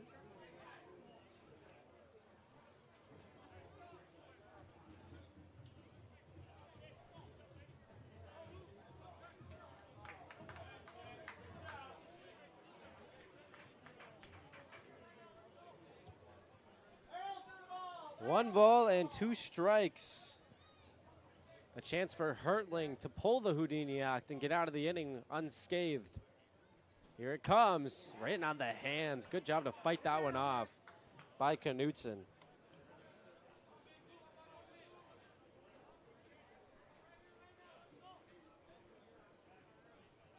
So we'll do it again. Still a couple pitches to work with here, though, for Hertling if you want to try to waste one.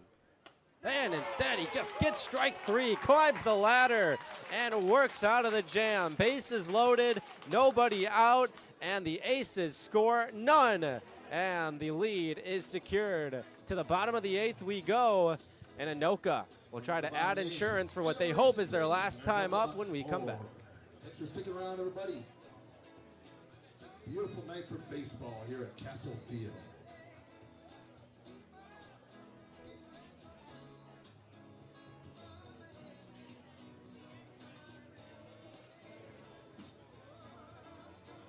Make sure you give a birthday shout out to the bullpen over there, Don Gowerluck. Happy birthday today.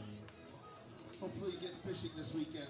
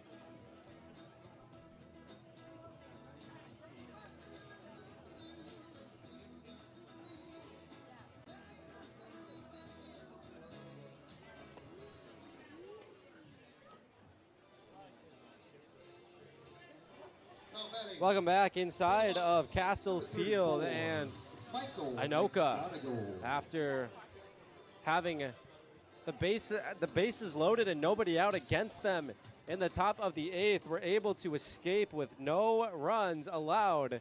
And now they'll go to work in the bottom of the 8th. A pinch hitter in place of Piero. That's going to be Mike McGonigal, who will bat in his place against Myers, back out there for another inning of work.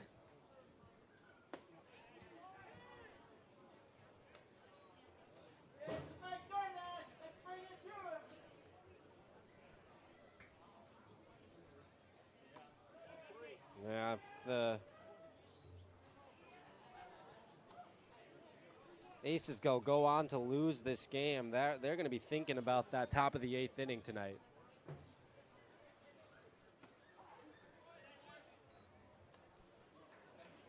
As you get the bases loaded, you got nobody out, and you got the part of the order that you want up. As McGonigal will roll one over to the right side, and the throw is made for the out.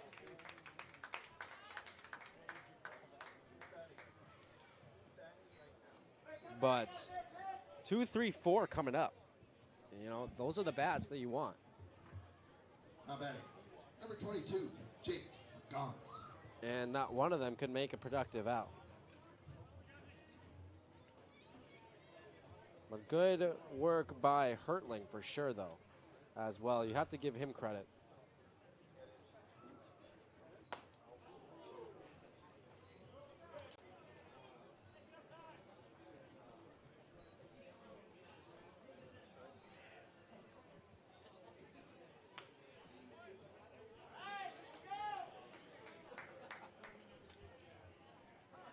Batting in the place of Lang is going to be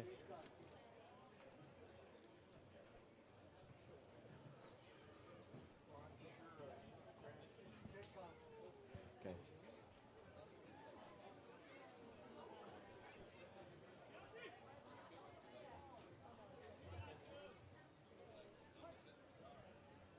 It's 0-2 now to Gauntz, the pinch hitter, and that's strike 3 called on the inside corner. So 2 down in the inning. Shortstop for the Bucs, number 15, Hunter Smith.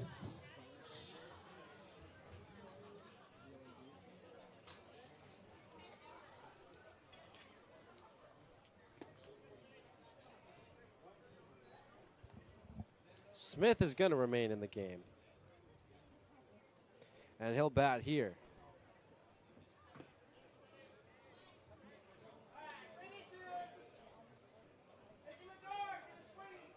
We head in the count, 2 balls and no strikes, but there is 2 down in the inning. And fly ball will get out of play.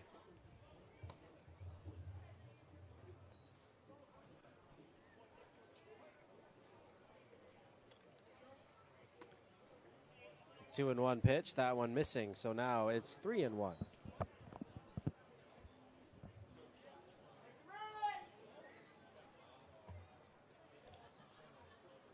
The 3-1, Smith bounces it back to Myers, and that's it for the inning. Last chance for the Aces to try to tie this game. Trailing by 1, top of the 9th is on deck when we come back.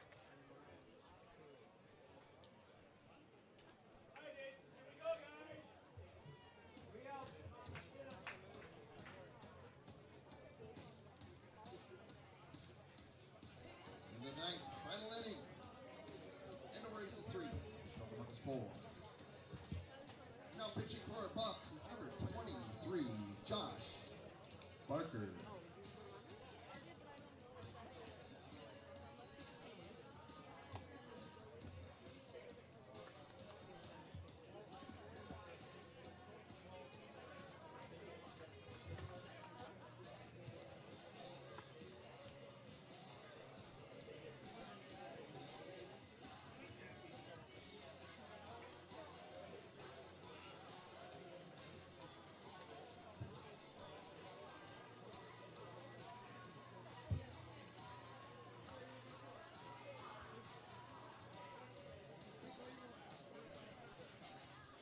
Welcome back here inside of Castle Field, and this is it for Anoka. Going to try to close out this game up by 1, and the arm on the mound, it's Josh Barker, will come in to try to earn the save and close out this contest, get the Bucs to 7-5 and 4-4 in league play if they can.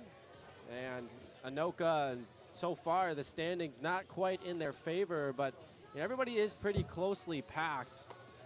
We showed you those standings earlier. We'll show them to you one more time just in case you're curious. Here they are.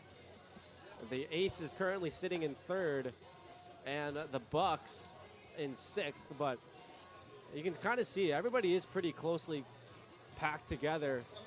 Champlain Park's kind of running away with the conference, but in those guys from like 3 to 7, everybody is pretty tight. And remember, there are 3 spots on the line for the state tournament. So some spots up for grabs for any of these teams. As here's a hot shot out into left center field, long run, and a diving catch is not made. He dropped the ball, and I don't think he know it. Is he out? No, he's safe. He made its way back, but my goodness.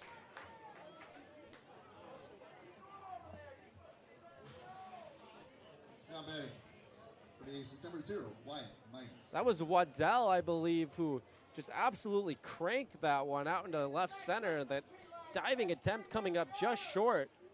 Waddell thought that he was out, started looking like he was going to run back to the dugout, but that was still a live ball, and that nearly cost them. So, my goodness, how disastrous could that have been?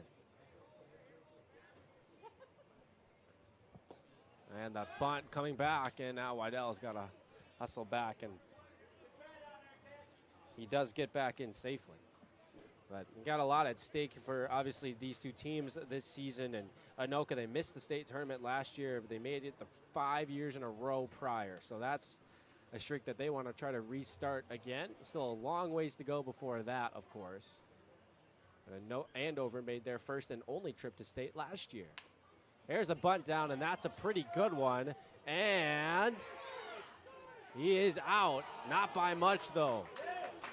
Really close play, but the sacrifice works out to perfection. And now there's a runner in scoring position, and Andover will get to try again.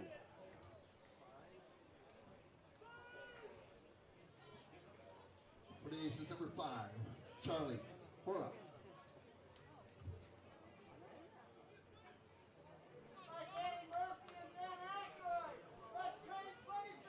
So here's Hora now, and he batted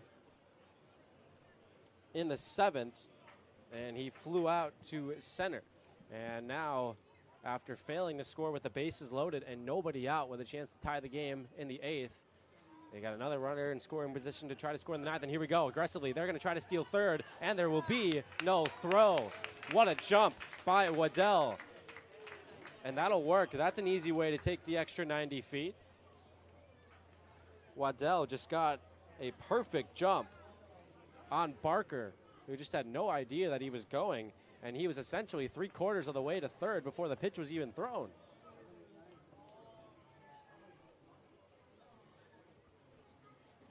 So now a meeting of the minds between catcher and pitcher is occurring. The rest of the infield has been drawn in, and Anoka will try to cut this run off at the plate if they can. And the Aces, this is a dangerous team. The winners of the 2025 Brennan Field Classic tournament in Hinckley, Minnesota. And an offense with a +21 run differential entering play today. So looking to put that, increase that number here. It's a good pitch. The bender sneaks its way back over there for a strike.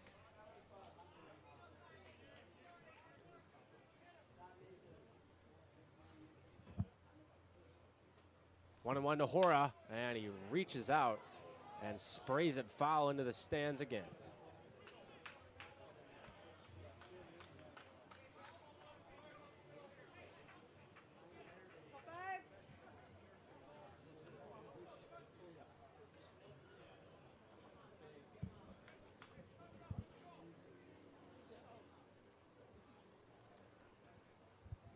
1-2 is too high. 2 balls and 2 strikes. Up next for these two teams, they'll both get some time off for their next contest. But a big pitch coming up here. Man, it's a strikeout. That's a big get. And now there's 2 down in the inning.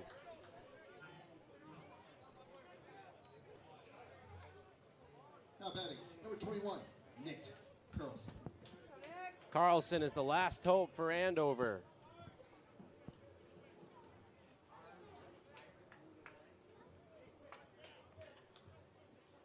Barker trying to wiggle out of yet another jam today for Anoka.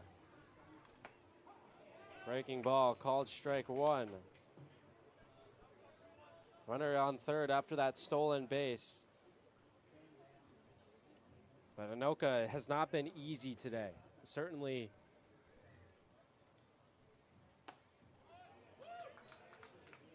have made things pretty hard on themselves.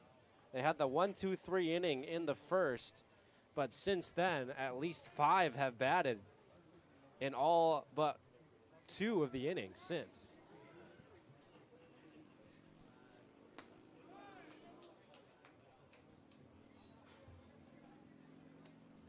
But they're trying to avenge the earlier loss on this field. Coming back on June 18th, a 7-4 loss. And now they're trying to seal a 4-3 win and even the season series up. And a couple more meetings still to come. 2-1, swing and a miss. And now down to the last strike. Barker against Carlson. The runner 90 feet away, that would tie this game.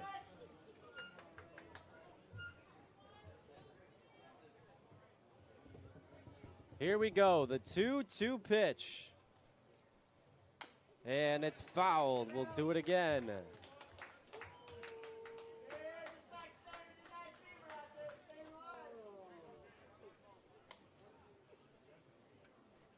Aces trying to overcome 3 errors today and draw this game into the bottom of the 9th at least.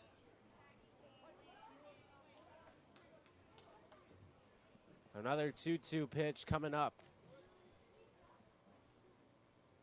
Barker hits a ground ball that goes foul.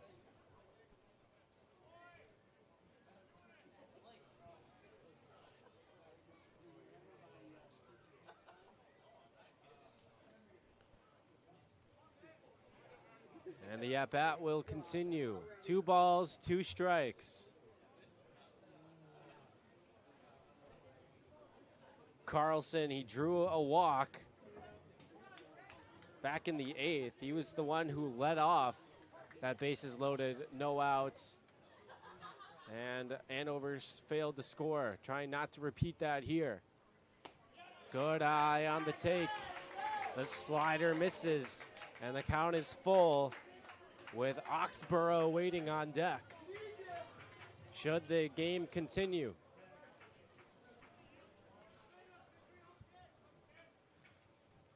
Payoff pitch coming up. 3 balls and 2 strikes. Barker deals. It's ripped left field, and that's down, and the game is tied. Carlson comes through and delivers a clutch RBI single to tie the game at 4. What an at-bat by Carlson.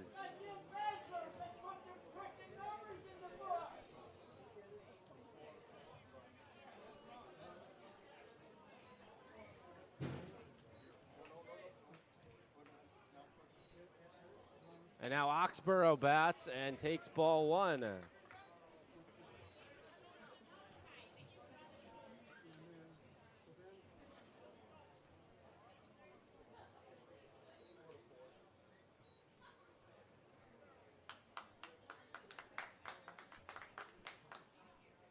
Big swing and a miss, but the ball gets away, and Carlson He's going to take the extra 90 feet.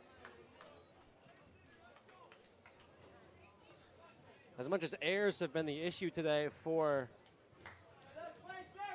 Andover, wild pitches have been an issue for Anoka.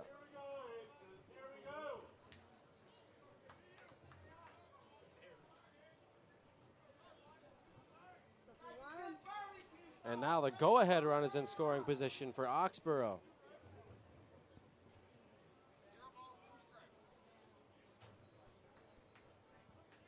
And everybody's got the count wrong here. Count is 0-2 actually, so big pitch coming. And Barker deals, and this is popped up on the infield. Going to be a tough play, and the catch is made. And the inning ends, but Andover, they've extended the game. They got that run they needed across, and the bottom of the ninth will be necessary tonight. 4-4 through 8.5, and the Bucs with a chance to walk it off and send this crowd happy, home happy in style. We'll see if that's what they were waiting for when we come back.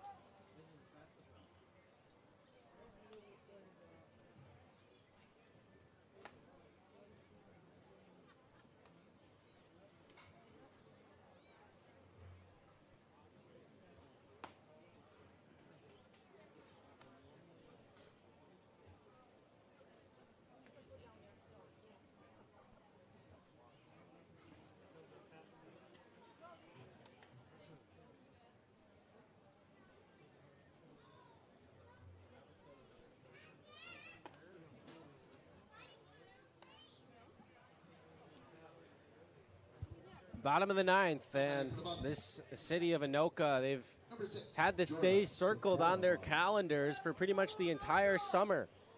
We've got Fox 9 in the house and a fun town ball matchup that has drawn a lot of people out from this community to Castle Field.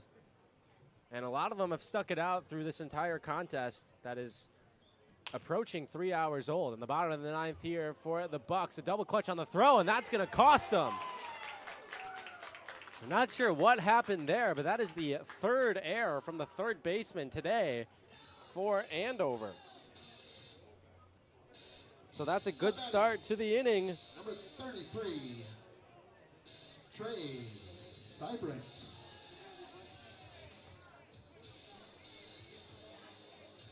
And that is Savora Hong, I believe, over there, who reached on that error. So a little bit of speed on the bases.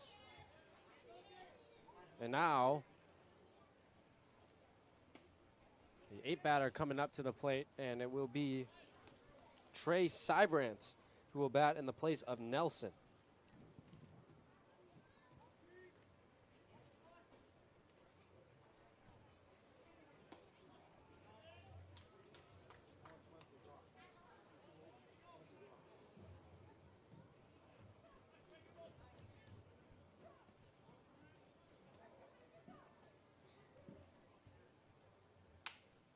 Seibrecht in the air to center field, and that will be caught.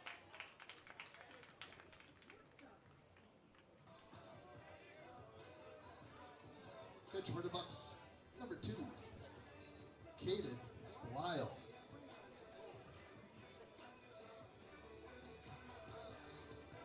So Seibrecht goes down for the outs, and now batting in the place of Belisle.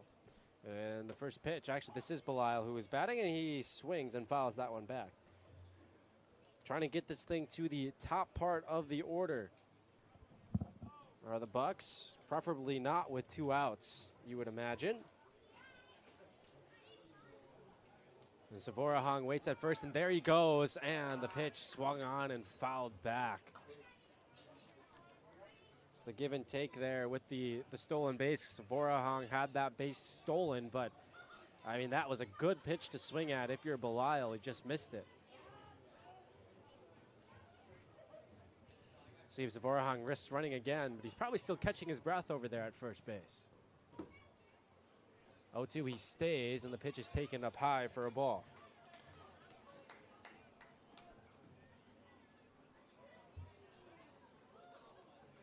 Four, bottom 9. And there is one down in the inning. We'll check on him, and the ball gets away. Oh, man. And rounding second, going to try for third is Zavorahong, and he's going to make it in sliding. A lot of room over there down the first base side because that's where the bullpen is, and there's no fence that protects it. So that ball went all the way in into the bullpen. That was a long run. So just kind of an unfortunate break there for Andover with just the way that the Castle Field is constructed. And now here we go. The winning run is 90 feet away. Swing and a miss, and down goes Belial on strikes. So 90 feet away doesn't matter as much now. Number 25, Will. The sac fly won't do the trick to score that run, but that is the 5th error of the game for the Aces. And that is just been an absolute killer today for Andover. And now Czech trying to play the hero. Oh, took a big cut at that one. And he's down in an 0-2 hole now.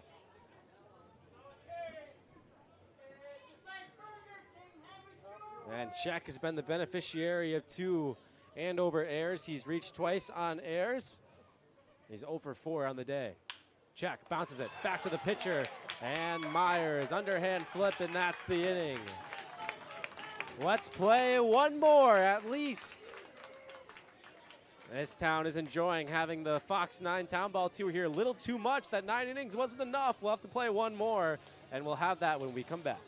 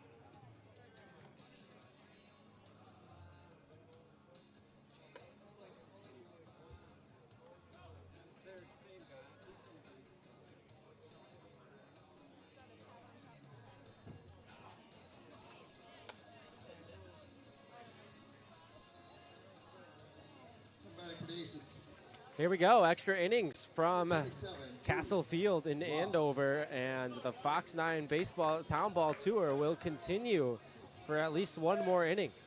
And the top of the order is coming up for Andover. Anoka will also have a good part of their order that they want upcoming as well, the 2-3-4 part of the order.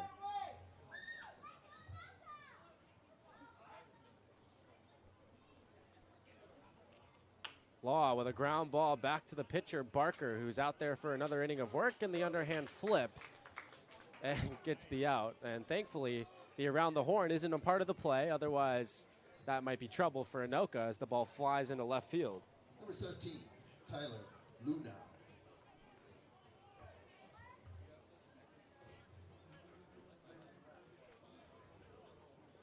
So there's one down in the inning, and Law has been retired, and now it's Luna. And did he swing? And yeah, they're going to say that he swung. Yeah. So Luna, that ball ended up hitting him.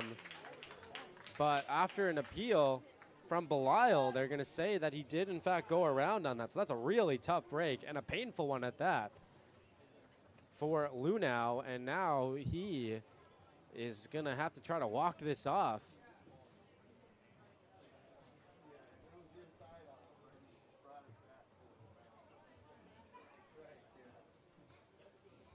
The count is 0-1 on Lunau, and he is just trying to shake out his hand.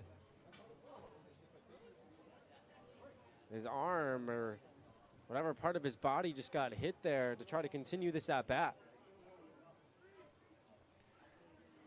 It seems no worse for wear as Barker will stare him down again. Here it comes, the 0-1, breaking ball, fly ball, right field, long run, and not going to get there.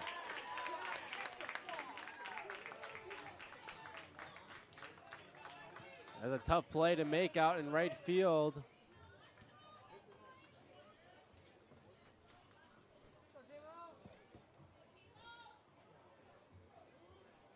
Now batting for the Aces, number 19, Jamison Kazina.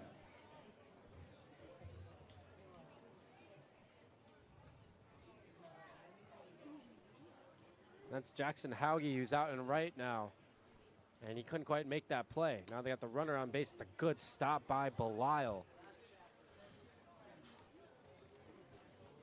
By the way, there is worth mentioning maybe for anyone who's checking in on this contest and not quite familiar with the rules of town ball, but in extra innings there is no runner on second base. They will continue to play, and they'll have to score one the old-fashioned way.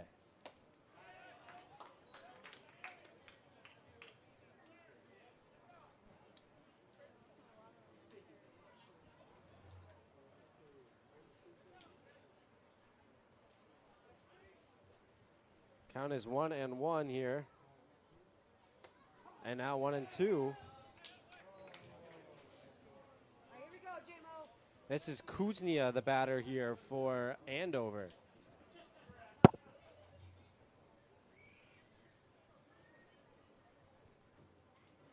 Law now waits at first, and there he goes. And this is bounced through the hole. And Luna was going to aggressively take third because he was stealing and going to get in there safely. So Andover has him on the corners now with just one down in the inning. Batting number 6, Jackson Knudsen. Go, Jack.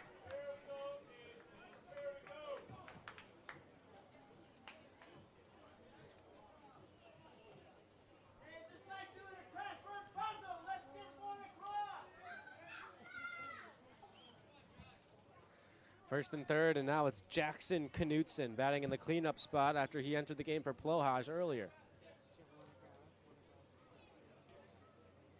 Let's see if there's any first and third play here from the Aces. Not on that play, at least. Go, Jack.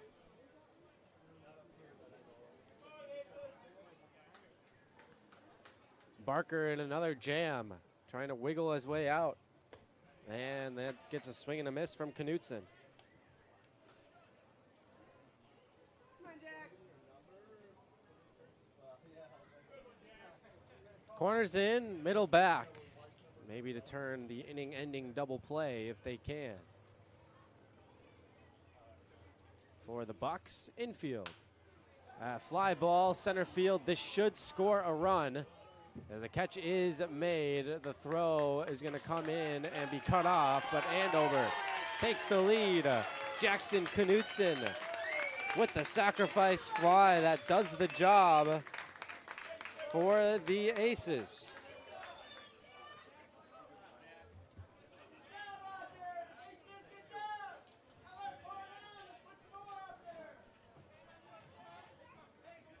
Now batting number 2, Carson Waddell.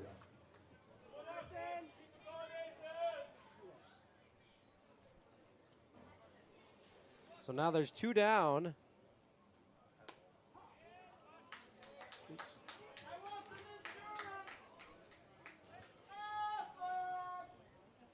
And now it's Waddell who will bat.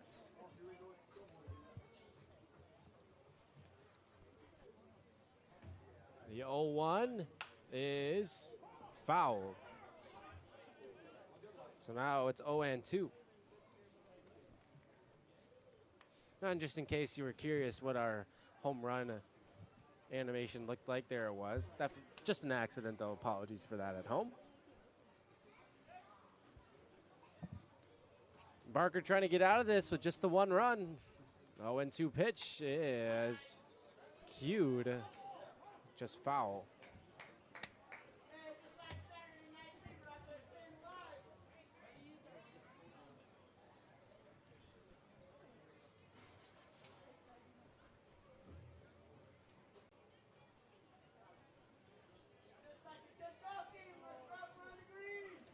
And so the at-bat will continue now.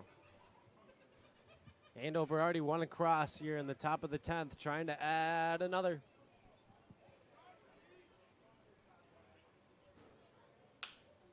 To right field, and Hauge will run this one down. And straight back to the dugout, where he will be due up to bat. And the Bucs need a run to try to continue this game. They got 2, 3, 4 due up, the right part of the order, but still trailing by 1. Gonna need to get one to keep playing on Fox 9 Town Ball Tour Day from Castle Field.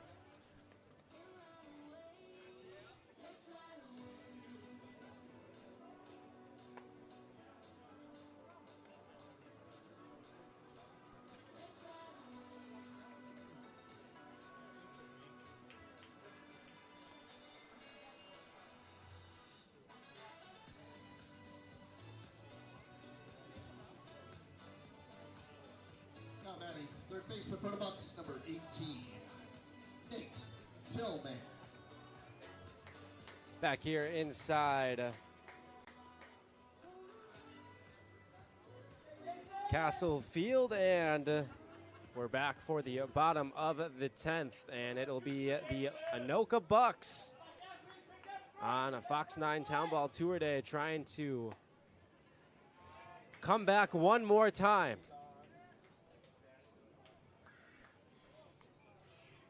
Tillman will lead things off.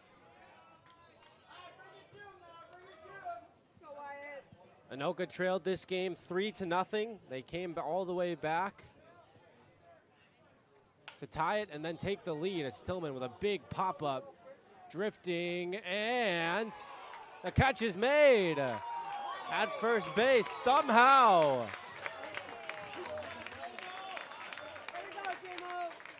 Kuznia tracking that one in the night sky, and then making a nice over-the-shoulder grab.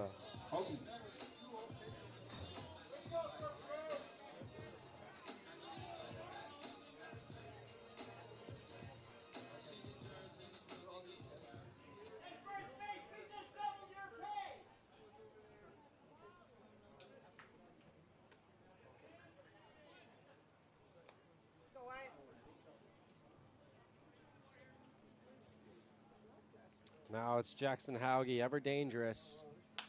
And he flies one off to right field. And that one's dropped. Oh, wow. That's new life now for Hauge.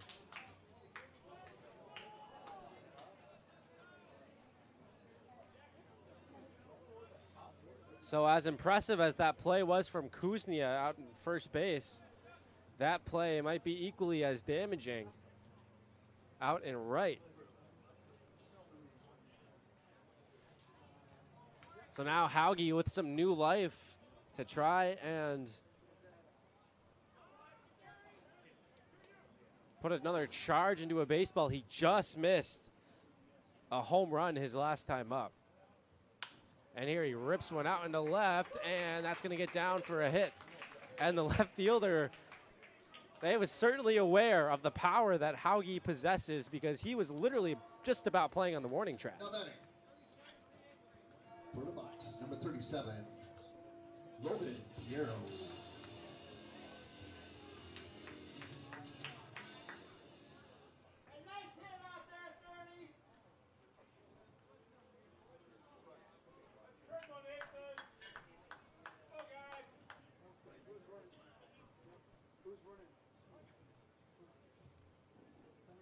So the runner on first and one down in the inning. Count is 1 ball and no strikes as Piero has re-entered to hit in his spot here.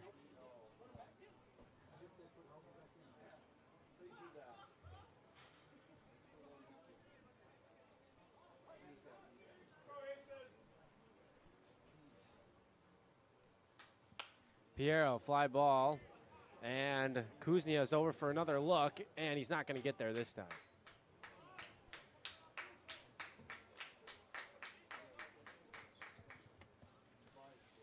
And Jackson Hauge is at first base.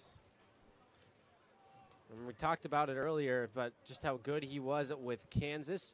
Not much of the stolen base threat, though. He did not steal a single base during his entire season with the Jayhawks.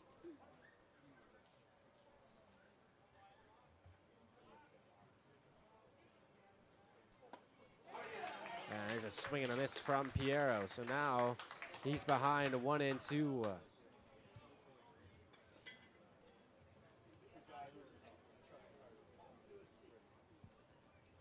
Biggest pitch of the game coming up for Myers.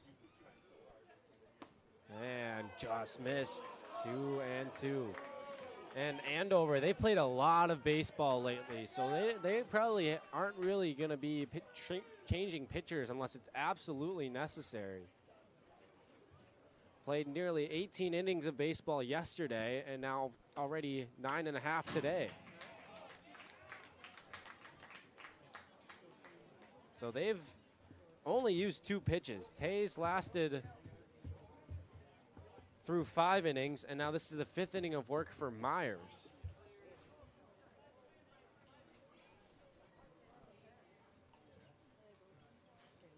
Two and two to Piero.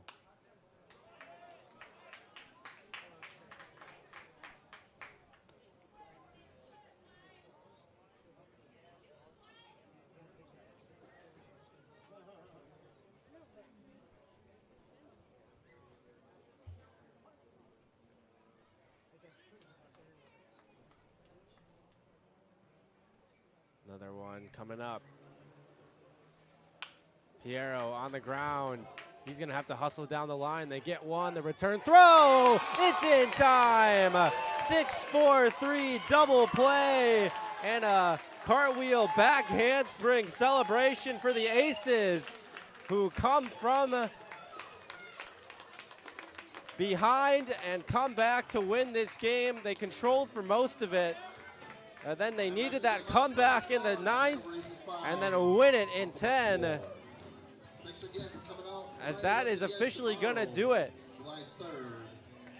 What a game it was here in Anoka. Unfortunately for these fans, just unable to have that home team get the job done, but really impressive display of baseball by both these teams today, as the Aces able to overcome 5 errors on the game with 13 hits and 5 runs in order to win this game by a score of 5 to 4. Enjoy your 4th of July weekend. In 10 innings. So a tough break today for Anoka. They battled hard, came all the way back from a 3-0 deficit to take the lead 4-3, but then they blew it in the top of the 9th and then lose in 10 tonight. And now they are 0-2 against the Aces this year. And the Bucs, they fall to 6-6 on the year, 3-5 in the conference. Andover, they are victorious, 10-4 and 1 on the season, 3-1-1 in conference play. As I mentioned a little bit before, I never got to finish that thought, but up next for both of these two teams, some time off, and then the Bucs are in action against Centennial on July 7th. So these guys are going to get to enjoy their 4th of July weekends, as well as the Aces. They're going to get to enjoy their 4th of July weekends. They're not in action until 6 days from today, next Tuesday, on the road at the Hamel Hawks. And for those with the Fox 9 Town Ball Tour, next stop for the Town Ball Tour, that's going to be in Springfield. And that should be a fun one in Springfield for the next Fox 9 Town Ball Tour. And they're going to be, they've already hit a lot of cool spots. St. James, Shakopee, Avon, the Brownton one unfortunately got rained out, but they get to Anoka, Princeton on July 16th, Springfield next week on July 9th. The final 2 stops on the Fox 9 Town Ball Tour. And that is officially going to wrap it up for us tonight on our broadcast. What a fun game this was. Andover getting the job done by a score of 5-4 over Anoka in 10 innings. For all of you who stayed